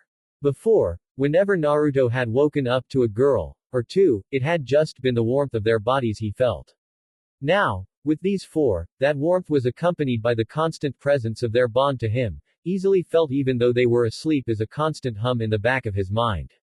It probably had something to do with why he was so comfortable with them. A look over to his left confirmed what he had expected to see. Musubi had claimed that spot again. She was wearing her usual bloomers that had become her normal sleepwear, namely because she didn't feel like changing into them once she woke up and did her daily sparring with Mia. If she couldn't just sleep naked, then she might as well wear something she would be using right after she woke up, had been her thoughts on the matter. It was surprisingly sound logic, at least as far as Musubi went. Though Naruto was not quite sure if the landlady would be up for a spar given what happened yesterday. Like always, Musubi was in her favored position, his arm wrapped around her as she used his shoulder as a pillow, her body into his torso so snugly that her breasts were squished against his torso, and her right leg hook around his left. As always, her mouth was slightly parted as she slept, a trail of drool leaking from her mouth and onto the bare flesh of his shoulder. By now he had gotten so used to it that it no longer bothered him to have his appendage liberally coated in her oral fluids. Naruto didn't even need to look to know that Akatsu would be on his left side. If the coolness of her breath on his neck didn't assure him of this, then that fact that he could feel her bare groin pressed against him did. The shirt she was wearing was once again different, a dark orange shirt with a bowl of ramen on it. He had gotten it at a ramen convention of all things, the one great thing humanity has ever done in his mind, and decided that he must have it, along with the 50 other shirts they had sold there. Like always, it was much too small for her due to her bust size, and Naruto was very lucky shirts were capable of stretching as much as they did, or he would have lost several pairs to his ice using Sekirei by now. The girl seemed to take great pleasure in wearing his clothing. Much like Musubi, she was pressed into his side, his arm wrapped around her as her head rested in the crook of his neck, and her cool breath created a stark contrast with the warmth permeating him from all sides. She had managed to somehow slip one arm under his back, which had probably fallen asleep by now, and the other was resting on his stomach. Both of her legs had somehow managed to wrap and intertwine around his own leg and seemed to have used them to pull her towards him or vice versa, which would explain why he knew for a fact that she was not wearing any pants. The blonde would admit to being surprised to see Matsu also sleeping in the bed with him, given that she had not gone to bed with him last night. Maybe she had been afraid that he wouldn't let her and decided to sneak in at night. He supposed it didn't matter. The redhead was in her standard sleepwear, the small left spaghetti string of the pink sheer nightie had fallen down her shoulder at some point during the night, adding a sense of provocative sensuality to her. Furthering this look of seduction was the way she had positioned herself on top of him. The first thing he noted was that she had turned on her side in such a way that simply by lifting his head allowed him to see down her partially translucent nightie, of which he noticed was the only thing she was wearing besides panties. He could quite clearly see her nipples poking out through her sleepwear, slightly hardened by the cool breeze of the fan hitting her breasts. The rest of her was stretched out on top of him, and he could feel her legs in a tangled mix with those of his own and his other two adult Sekirei. The final addition to this scene was Kusano, who he noticed was wearing her usual orange pajamas. Adding a strange adorableness to the scene, the youngest of his Sekirei had managed to worm her way on top of his chest with Matsu, and was now curled up like a cat on top of him, the redhead's arms wrapped around her as she rested her head against the older Sekirei's chest. His head fell back onto his pillow and he stared up at the ceiling, his hands absently caressing the bare flesh of Akatsu and Musubi underneath them as he let his mind wander to his current problems. The first problem was Kagari, or Homura. It actually bothered him that he still didn't know which name the guy, girl, gender-confused Sekirei, went by. The problem, of course, was that they were reacting. Thinking back, there had been signs of Kagari, until presented otherwise, was reacting to him. Ever since their first meeting, Kagari would often begin scratching at his chest as if feeling chest pains. At first Naruto had just thought it was something like heartburn, but after the first dream had realized it likely had something to do with them reacting. Of course, now that he knew of Kagari's chest problem, he had to wonder if the chest scratching had to do with the fire user growing boobs, or if those boobs had always been there. Not that he supposed it mattered in the end. Whether Kagari had boobs before or not, the gender-confused Sekirei certainly had them now. At first Naruto had ignored the bond forming, at least as best he could. It hadn't been easy since he was still dealing with the feelings of 4 other Sekirei. This wasn't done out of maliciousness of any kind, but because Kagari didn't seem to want to react to him. The way the silver-haired Sekirei had avoided him so much was proof of that. And if Kagari didn't want Naruto to be his, her, ashikabi, then he would leave the Sekirei be. It wouldn't be right to force the fire user to wing, after all, and he had enough Sekirei to deal with at the moment. Now the chance of leaving Kagari unwinged was highly unlikely. The fire user had nearly burned herself, to a crisp with his, her, own power. Whatever was happening with the silver-haired tenant of Maison Uzume, it was clear that his power was causing him a lot of damage. Naruto wasn't 100% positive why the fire Sekirei's power was going out of control, but he had a few theories, both on the whys and on how to possibly fix the problem. Of course, the possible fix was something that Naruto wasn't sure if Kagari would like or not. His second problem was Mia. She had spied on him, not just spied on him but did so knowing that it would likely reveal something he had been trying to keep a secret. A part of him could understand why she did it, as someone of great power, and likely someone who has never met her equal before in terms of power, Mia was used to getting her way. She was the strongest Sekirei in the world, and one of the most powerful people he had ever met.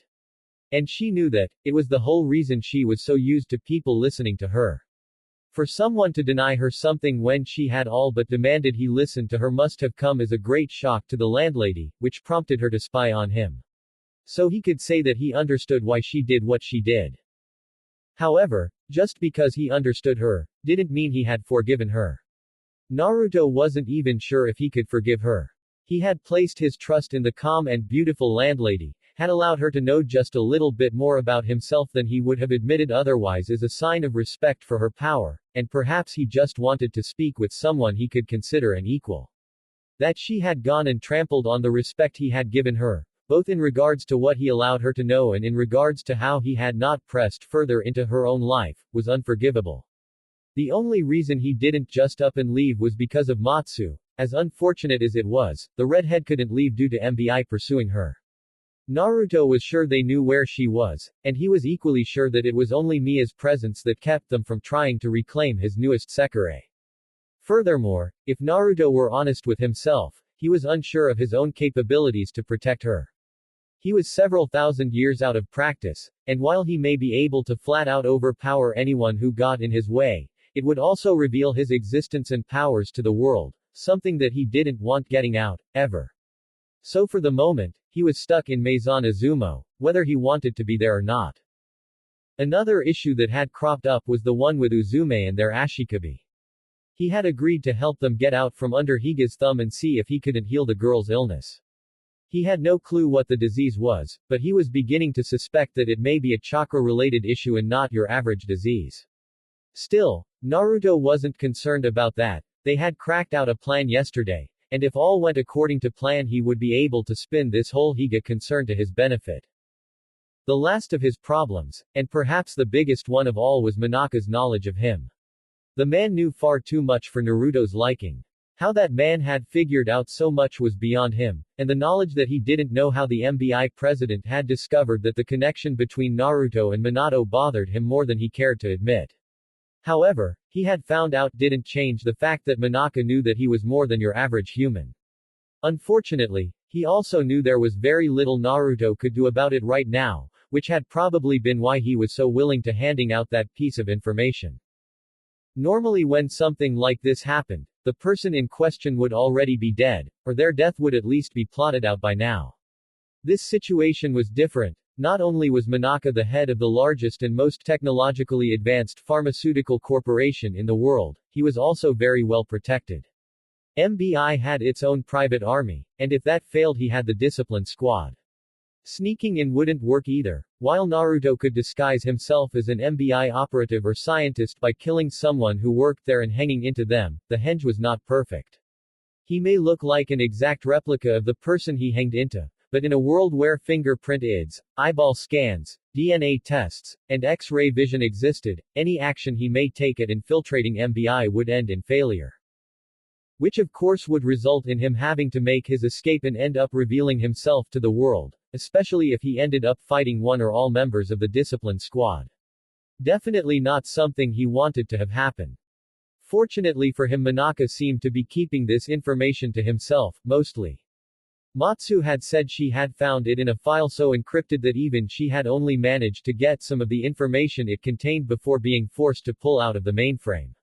If she couldn't get to it, chances were high that only Manaka himself had seen it. If Naruto had to guess, Manaka was far too interested in seeing him play through this Sekirei plan all the way to the end. That was both a good thing and a bad thing. So long as he played by Manaka's rules, there was unlikely to be any chance of the man letting his secret out. But if he didn't, then it was quite possible that the MBI president would reveal his identity as some form of punishment. For the moment, all Naruto could do was wait and react. Eventually the day would come, and he would kill Manaka and erase the data that man had gathered on him. All it would require was a little patience. Ah! A voice from his right suddenly spoke up, startling Naruto as he had thought his Sekirei were asleep. Ashikabi-sama, the voice continued in that slow, methodical way he was coming to know as well as his own voice. Turning his head he saw Akatsu, wide awake, with a fierce blush on her cheeks. It was a strange contrast, considering her face was still mostly expressionless, and for a moment he had to wonder why she was blushing so much. Then he remembered that his hand was still caressing the bare skin of her thigh and realized that must have been what had awoken her too. Out of all the Sekirei he had, Akatsu was the only one who still had some issues with physical contact. At least when awake, she was surprisingly clingy while sleeping. He would have wondered why Musubi wasn't also awake, but that girl could probably sleep through an earthquake and not be bothered in the slightest. Sorry, Akatsu-chan, Naruto said softly, his voice a hushed whisper so as not to wake anyone else as he offered the woman a small smile. He let his hand stop its idle caressing and simply had it rest on her milky thigh, absently mapping out the firm muscles underneath her skin. He had noticed that all Sekirei, even the nerdy yet extremely hot Matsu, had very good muscle definition. Definitely a Sekirei thing. I didn't mean to wake you. Did you have a good sleep?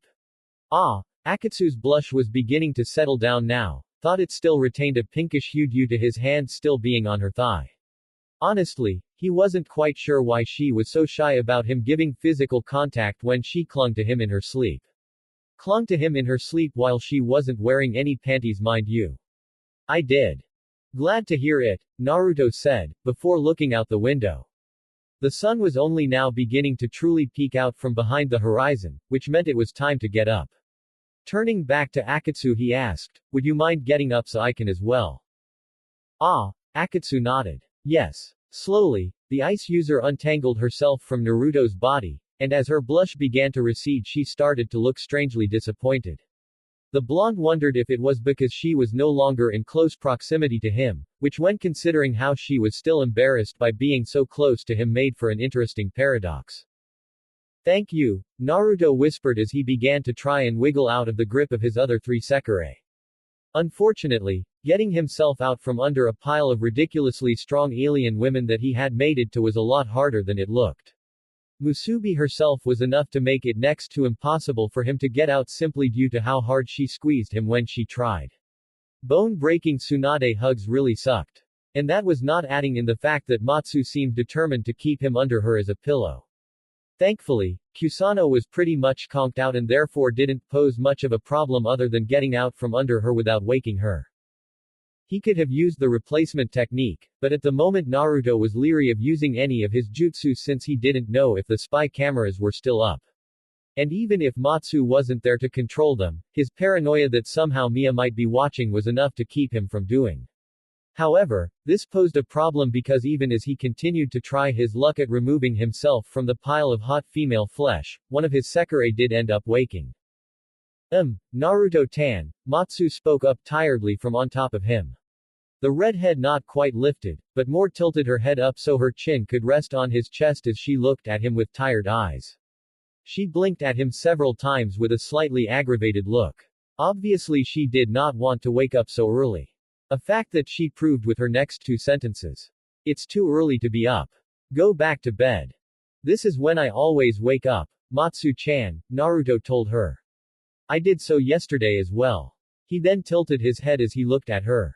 Speaking of, I'm kind of surprised to find you here after what happened yesterday.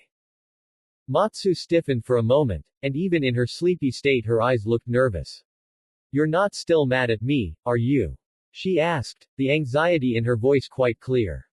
I am still mad, Naruto admitted, and Matsu somehow managed to flinch, an action which resulted in her chin digging almost painfully into Naruto's chest.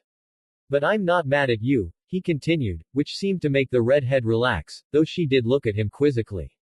Sighing, he said, I can understand why you did what you did. And so long as you don't do it anymore, then we won't have any issues like that again. His newest Sekirei sagged in relief at hearing this revelation. She pressed her head against his chest and gave a nod.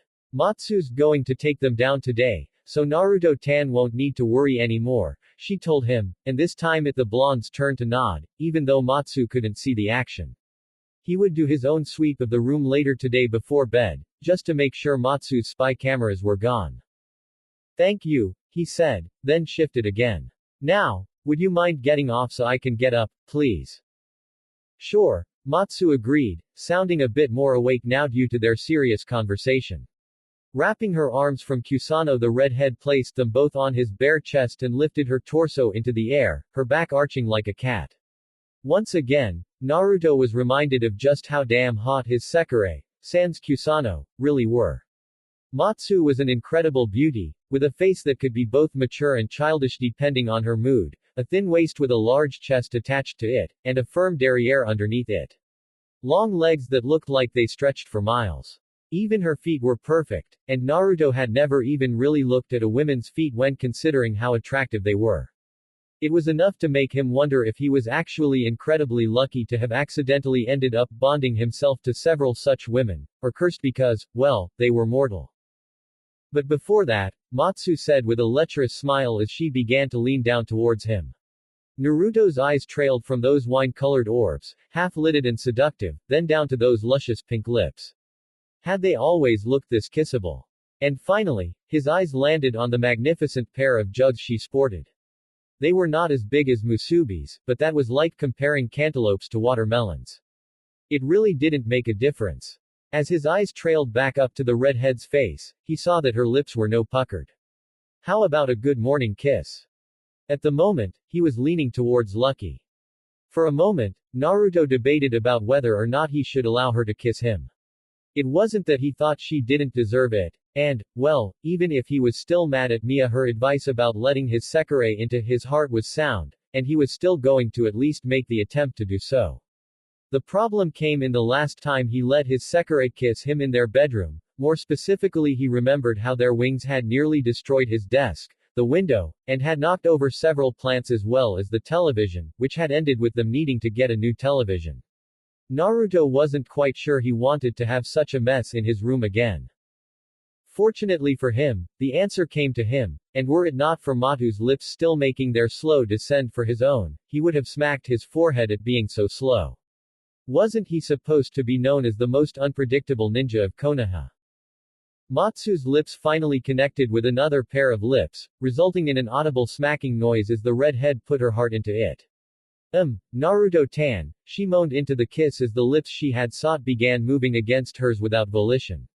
She opened her eyes, then paused. She blinked, once, twice, thrice, then the kiss ended with another audible with a slight pop.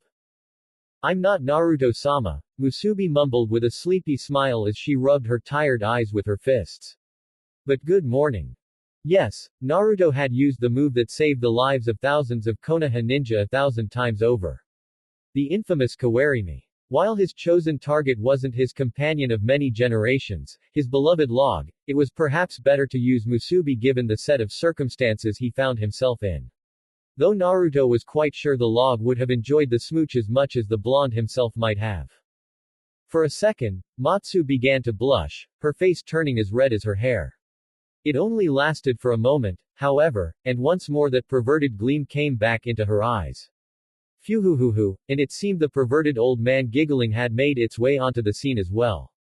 "I wonder what would happen if two Sekirei really were to get together," she mumbled under her breath, right before the old man giggling began to increase in pitch and length.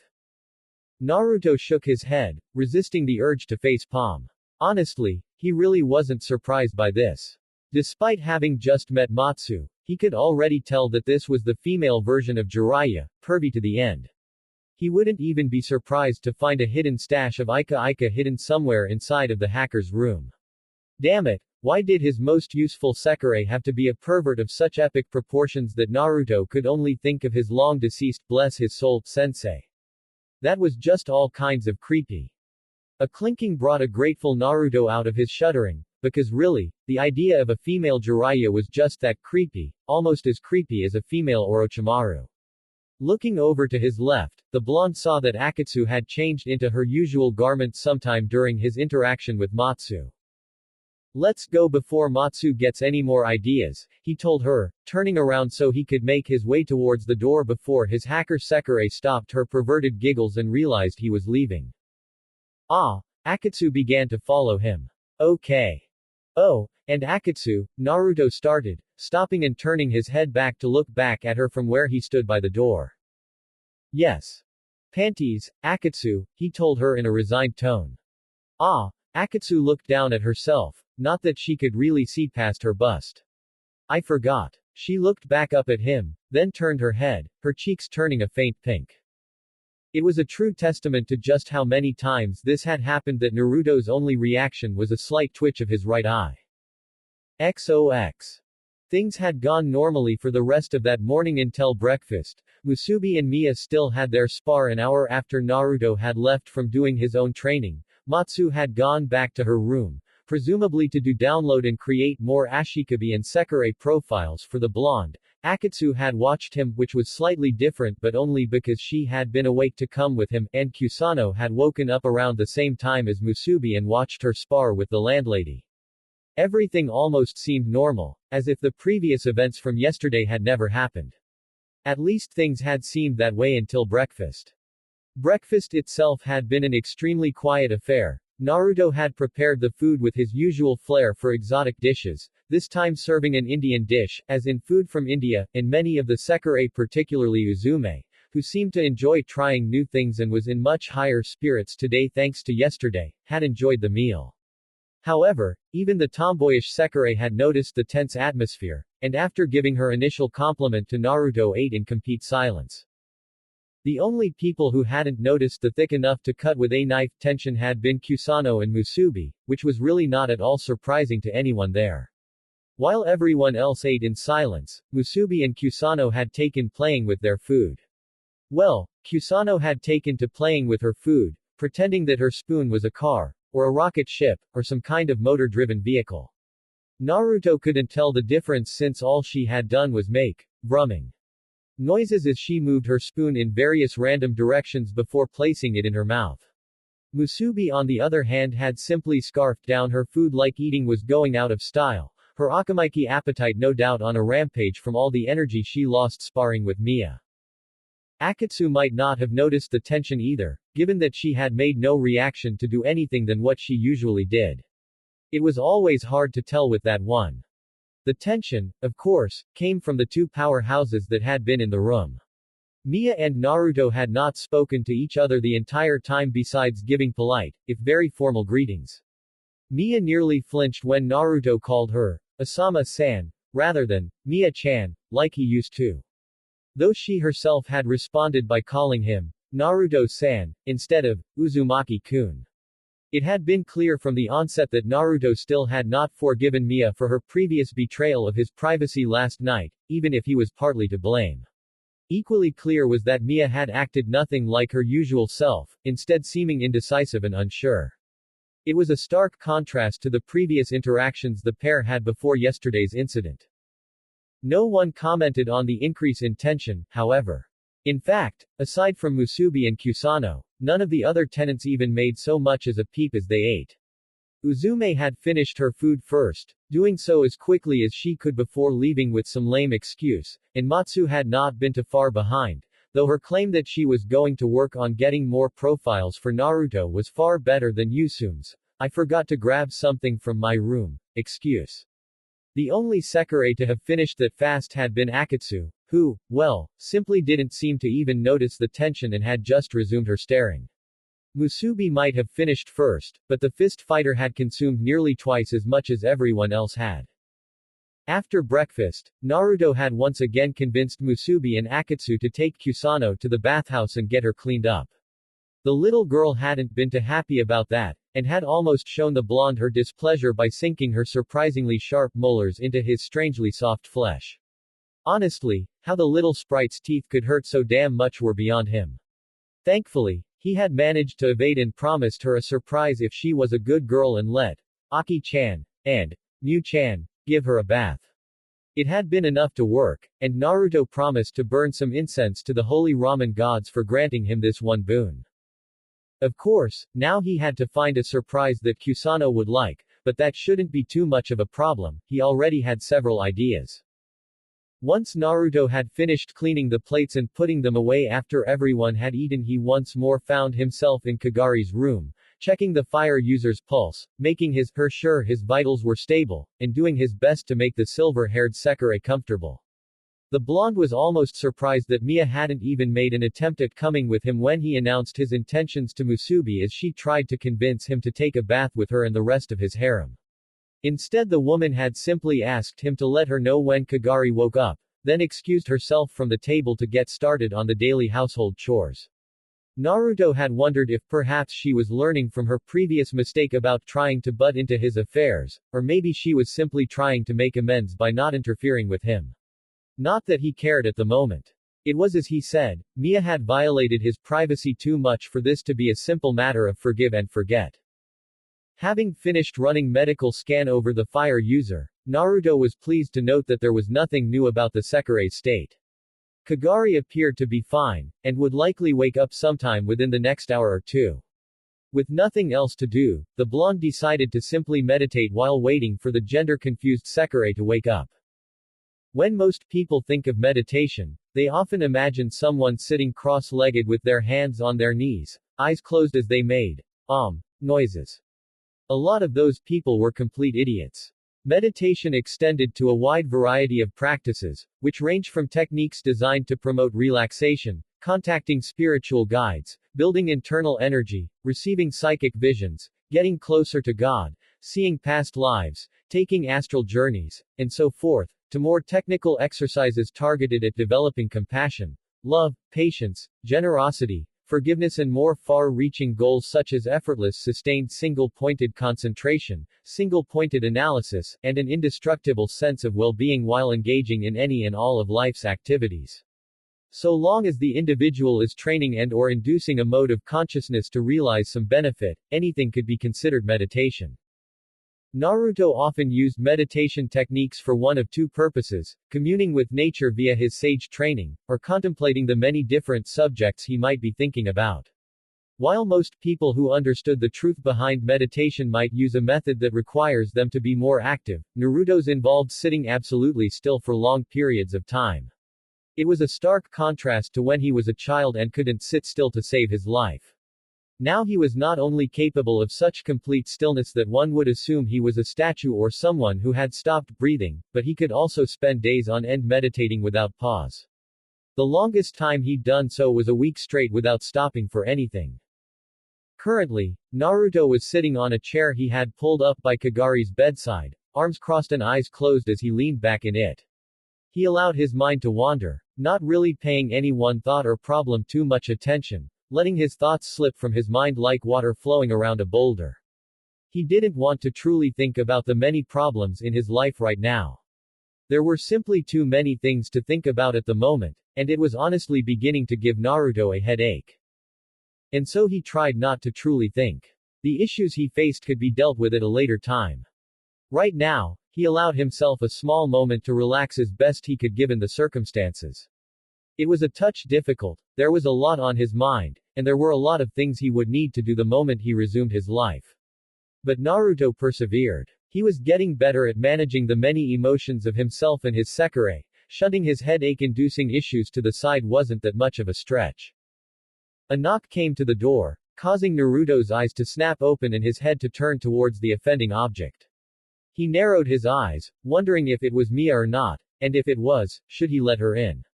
He supposed it was only right. Kagari was her friend, and it wouldn't be right to interfere with that, even if he didn't want to be in the woman's presence right now. Naruto-tan, are you in there? Asked the voice belonging to the person on the other side of the door.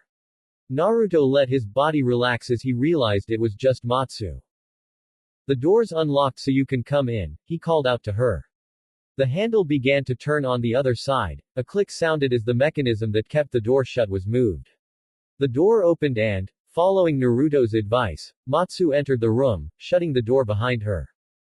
She looked at him for a moment, then looked away, her gesture a sign of slight discomfort and apprehension. Matsu's here to remove all of the spy cameras, she mumbled.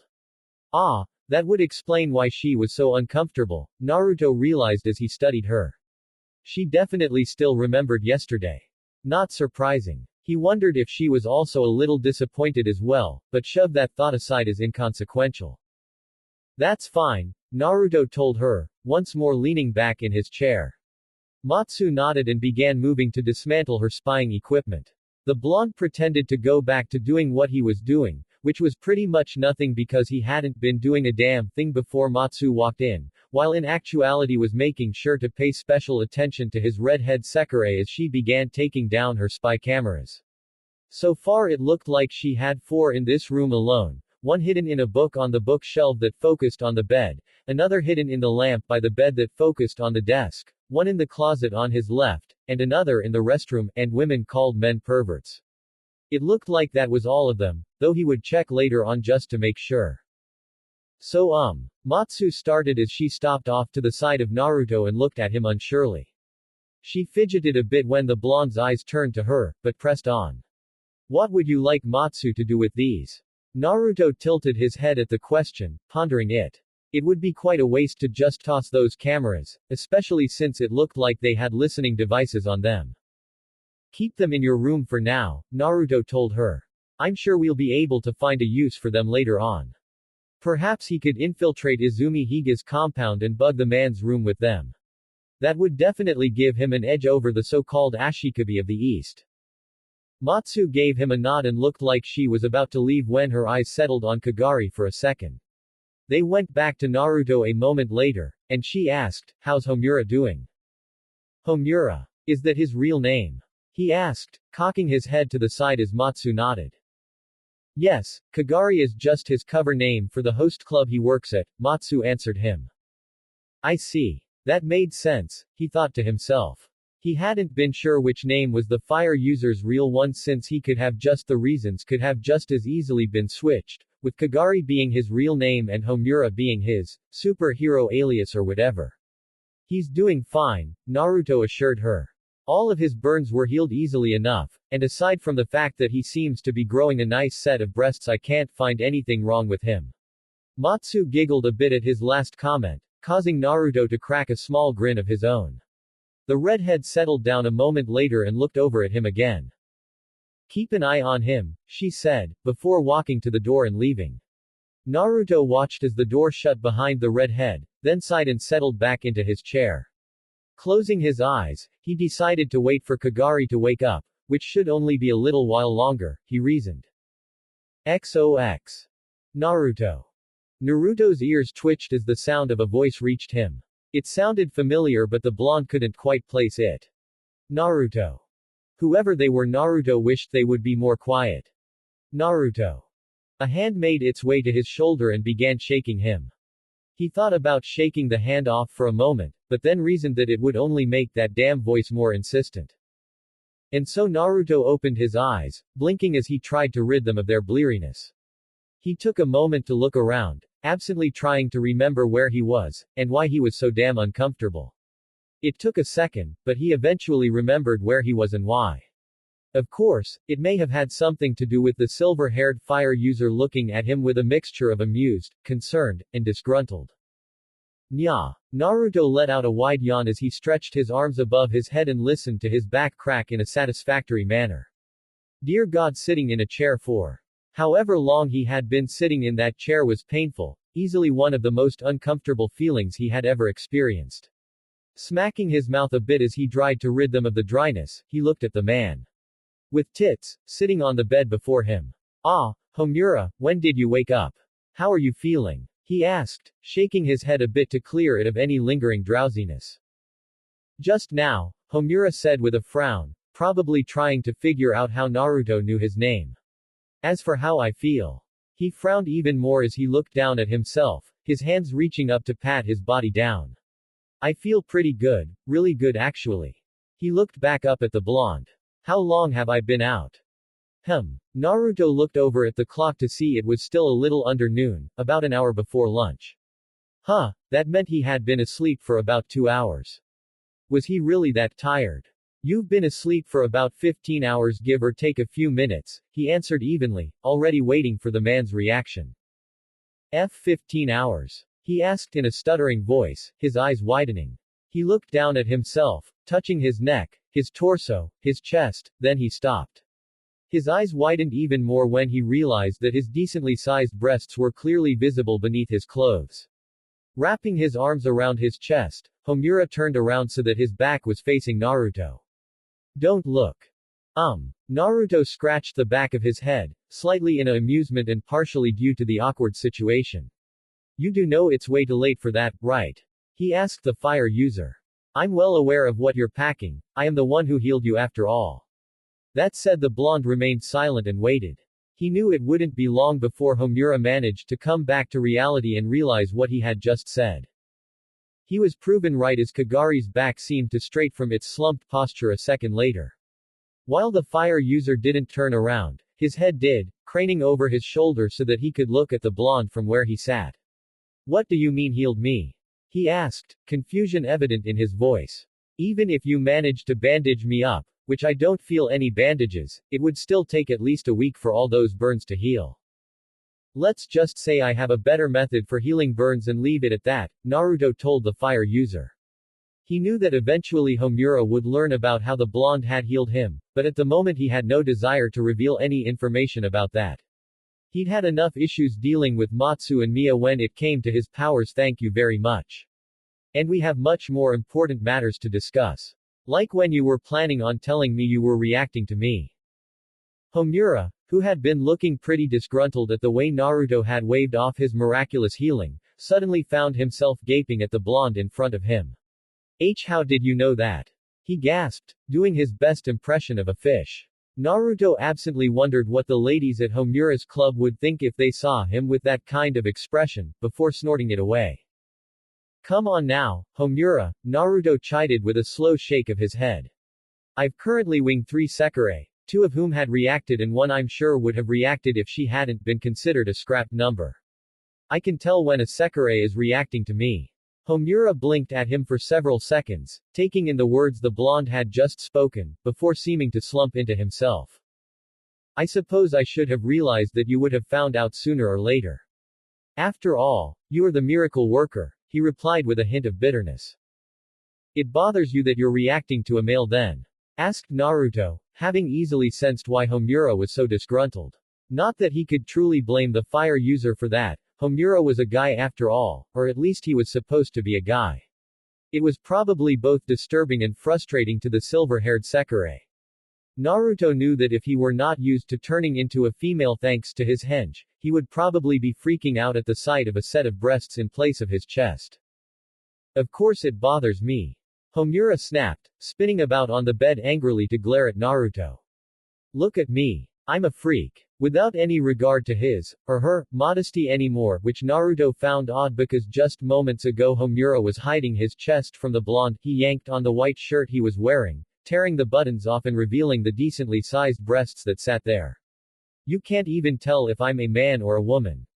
Does this have something to do with your Sekirei powers? Asked Naruto, the calm question causing Homura to blink in surprise.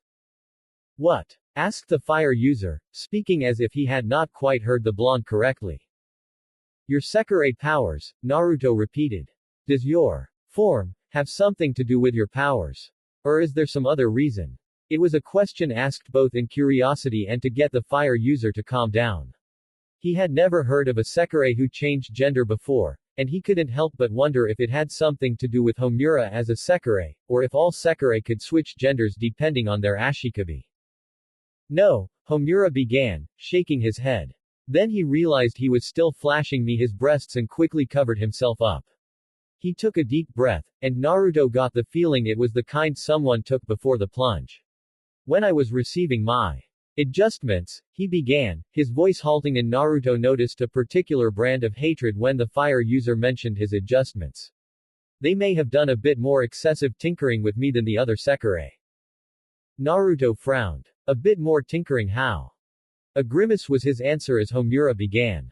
I could never figure out if it was their fault, or if it's just the way I am, being cursed by the gods and all, but it wasn't long after my adjustments that I found out I was a bit more. He paused, his brow creasing as he searched for the correct word. Malleable than the rest.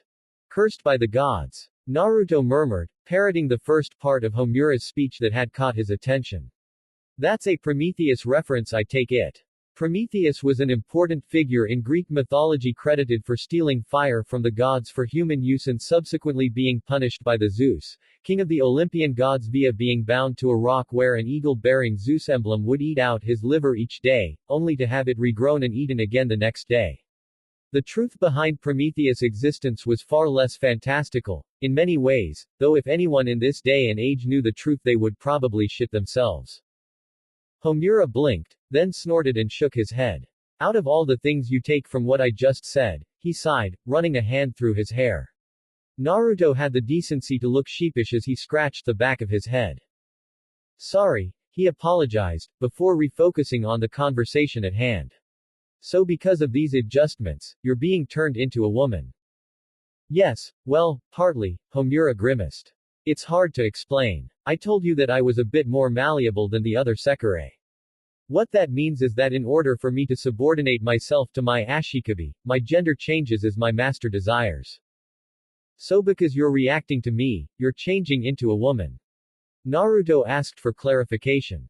Pretty much, Homura confirmed, and Naruto closed his eyes and crossed his arms as he leaned back in his seat. What exactly did that mean? Was Homura's reaction and response the bonding process so extreme that it was literally capable of changing his gender?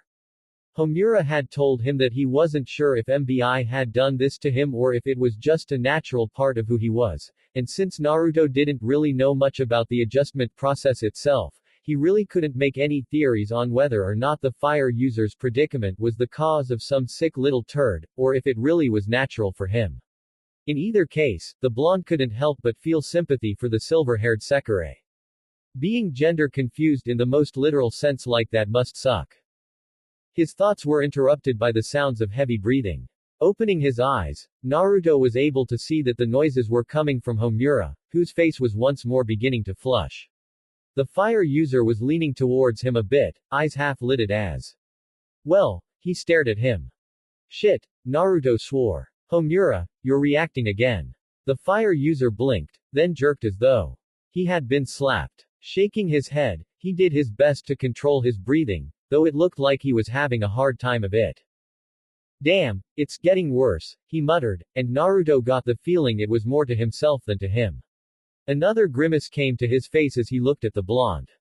I think it's because I'm in such close proximity to you, he admitted, and Naruto narrowed his eyes. Wait, the blonde said with a frown. How long have you been reacting to me? Pretty much since we first met, Homura answered, and as he spoke the room around him began to get room. Naruto's eyes widened in slight alarm. Was the fire user going to spontaneously combust again? So what should we do? Asked Naruto, making Homura blink at him, confusion in his eyes. I mean, do you want me to leave you alone or something? The blonde continued, trying to think of ways around this without having to wing the fire user. I mean, you went out of your way to avoid me, so I'm guessing you're pretty adamant on not letting yourself get winged by me, right? Would it be better if we made some kind of schedule so that could avoid each other more easily? Wait. Homura spoke, his eyes widening the more Naruto spoke. Are you saying you're not going to try and wing me? He asked, his voice clearly confused. Not unless you want me to, Naruto answered with a slight shrug. He looked away from Homura for a moment, feeling a bit uncomfortable. This entire situation was pretty messed up after all. I got the feeling you didn't want to be winged by me because I was a man, so. You really are something else, aren't you? Asked Homura, chuckling a bit as he shook his head. First you managed to wing a scrap number, then you refused to wing number 108 without her consent, and now when you've got another Sekirei in your grasp you're thinking about how they feel about being winged instead of adding another member to your flock. Naruto frowned. While a part of it was just as he said, a larger part of him was doing this for selfish reasons. He already had 4 Sekirei, and while he was beginning to deal with and accept the bonds he had to them a little more readily, it was still extremely difficult. How much more difficult would that be if they added a 5th Sekirei? Still, despite his worries, Naruto wasn't about to turn away Homura if the fire user actually wanted him. He was trying to be better, and if that meant winging another Sekirei, then that's what he would do. So, if you're winged by me, you'll change into a woman. asked Naruto, trying to wrap his mind around everything he knew so far before committing to anything. Yes, Homura said with a small wince even as his face began burning an even brighter shade of red. Unfortunately, because of the way my body was built, being winged by you will transform me into a woman. He looked down at his chest and grimaced. The process has already started and you're not even my Ashikabi yet. Naruto felt a wince of sympathy for the man, possible soon-to-be woman, before him.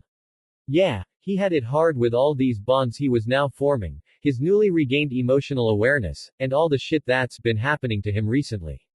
But the thought that he might be permanently turned into a chick because of someone else's whims disturbed him on a level he had not thought possible. And so while a part of him felt really bad for Homura, another was just glad it wasn't him who had this particular problem. So what do you want to do? Asked Naruto, getting well, Naruto was no longer sure what gender Homura was at the moment. Whatever gender the Sekirei could be considered probably didn't matter. The moment the fire user's eyes locked onto Naruto, the blush that had already grown quite fierce reached not only to the roots of Homura's hair, but also past the fire user's neck. With a small wince, the blonde continued. I mean, do you want me to wing you? He would give Homura wings, but only if the fire user wanted it. Homura frowned, or at least tried to frown. It was hard to make any kind of facial expression with how short of breath he was. He paused, then shook his head before starting over. If we do. You know, I want you to make me a promise. Naruto tilted his head at the fire-using Sekirei before nodding. What's the promise? You know my job as the guardian of unwinged Sekirei, Homura stated, and even though Naruto didn't need to since it was clear the fire user already knew this, he still confirmed it with a nod. Taking a deep breath, Homura continued. A part of the reason I had decided to protect and help Sekirei find their Ashikabi was because I was told I would never find one myself. I see, Naruto said with nod, his face looking contemplative. So you wanted to help those who actually could find their Ashikabis in the hopes that no one would have to face the same fate you were told you would. That actually made a lot of sense, especially to Naruto. Back when he was younger and realized what it meant to be a Jinchuriki, he had held similar thoughts. Though due to the fact that there were only 9 Biju in the world and all of them had already been sealed, there hadn't been much he could do at first, but even then he had eventually managed to help one of his fellow containers. Gaara, the boy who would later on become the Kazekage and his best friend. The red-haired boy had suffered a lot, and Naruto had made himself a promise that he would never let another person suffer just because they were a Jinchuriki. The whole promise eventually turned out to be a moot point due to the Fourth Great Shinobi War, but it still allowed Naruto to understand Homura's feelings on the subject the fire user was speaking about. Yes, that's it exactly, Homura gasped, and a sudden spike in heat had the blonde nearly backing away from the silver-haired Sekirei in case he burst into flames again. His reaction to Naruto's continued presence seemed to be getting worse, meaning they would have to close this dialogue soon before the man actually combusted again. When I found out that I would probably never get winged, I decided that I would protect all the other Sekirei until they could. Homura's voice was harsh now, and the fire user was breathing very heavily. Sweat began to trickle from the top of the Sekirei's scalp. Since then, whenever anyone or anything threatened an unwinged Sekirei, I would stop them or it, no matter what. If I let you wing me, I want you to promise me that you won't interfere with my job as the guardian of unwinged Sekirei until all of them have been winged. Naruto didn't really need to think about his answer. Even if Homura had not bothered asking him to make this promise, he still would have done it. Letting fire user protect the unwinged Sekirei actually fit in nicely with his plans. Since the third stage wouldn't start until all of the Sekirei were winged, the longer it took for that to happen, the better Naruto could prepare for the later stages. I promise, Naruto said, turning his gaze on Homura. Until all of the Sekirei are winged, I will make no effort to stop you from protecting all of the unwinged Sekirei from any unscrupulous Ashikabi they may run across. Furthermore, should require help in this task, you need only ask me and I will do what I can to aid you in your cause. Homura blinked, his mind registering the blonde's words. Then his face flushed even more and sweat began to break out on his skin. Thank you. His voice came out in short, ragged gasps. The heat was beginning to get sweltering, and Naruto realized that if they didn't close this up soon, Homura may very well burn up again. Deciding to take the initiative, Naruto stood up from his chair and moved to sit on the bed. He grabbed a surprised Homura by the shoulders and eyed him seriously. You are so lucky you have breasts right now, or I would seriously be reconsidering what I'm about to do, he said jokingly. Homura blinked. Wah! Was as far as the fire user got before Naruto pressed his lips against the silver-haired Sekirei's. Fire erupted from Homura, a white-hot torrent of powerful flames that seemed to erupt from a place on the fire user's back. It was hot, and yet it did not burn. In fact, though the conflagration of flames spread across in the room in great pillars that transformed into a pair of wings, nothing within the room was actually burned. Oddly enough, however, they still acted like a physical force, and when they reached the other end of the room and found they could move no more, the great wings made of white and orange flames circled back, surrounding the two in a protective embrace. As the great wings writhed and crackled, Naruto once more felt his chakra being drained.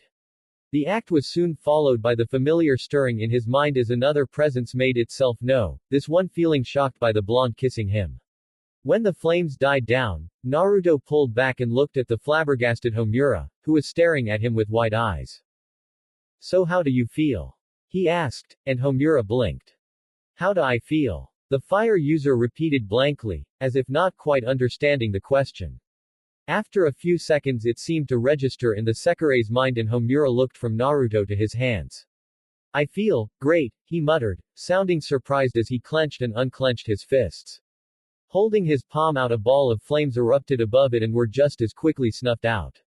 Incredible, in fact. I don't think I've ever felt this good before. The fire user looked up at Naruto, and then just as hurriedly looked away with a mild blush. Thanks. Not a problem, Naruto said as he stood up and placed his hands behind his back, using them to help him crack his offending vertebrae. So I guess we should go tell everyone what happened. They're all pretty worried, you know. Yeah, Homura grimaced before standing up himself. I suppose we should. Right, then let's go, Naruto said as he led the way over to the door. Despite what had just happened, he wasn't quite as embarrassed as he thought he would be. Maybe it was a consequence of being several thousand years old, or perhaps it was just due to him lacking any serious morals right now. Naruto wasn't really sure. Honestly, the only thing he could think of when considering this moment was, thank God Homura isn't Sasuke.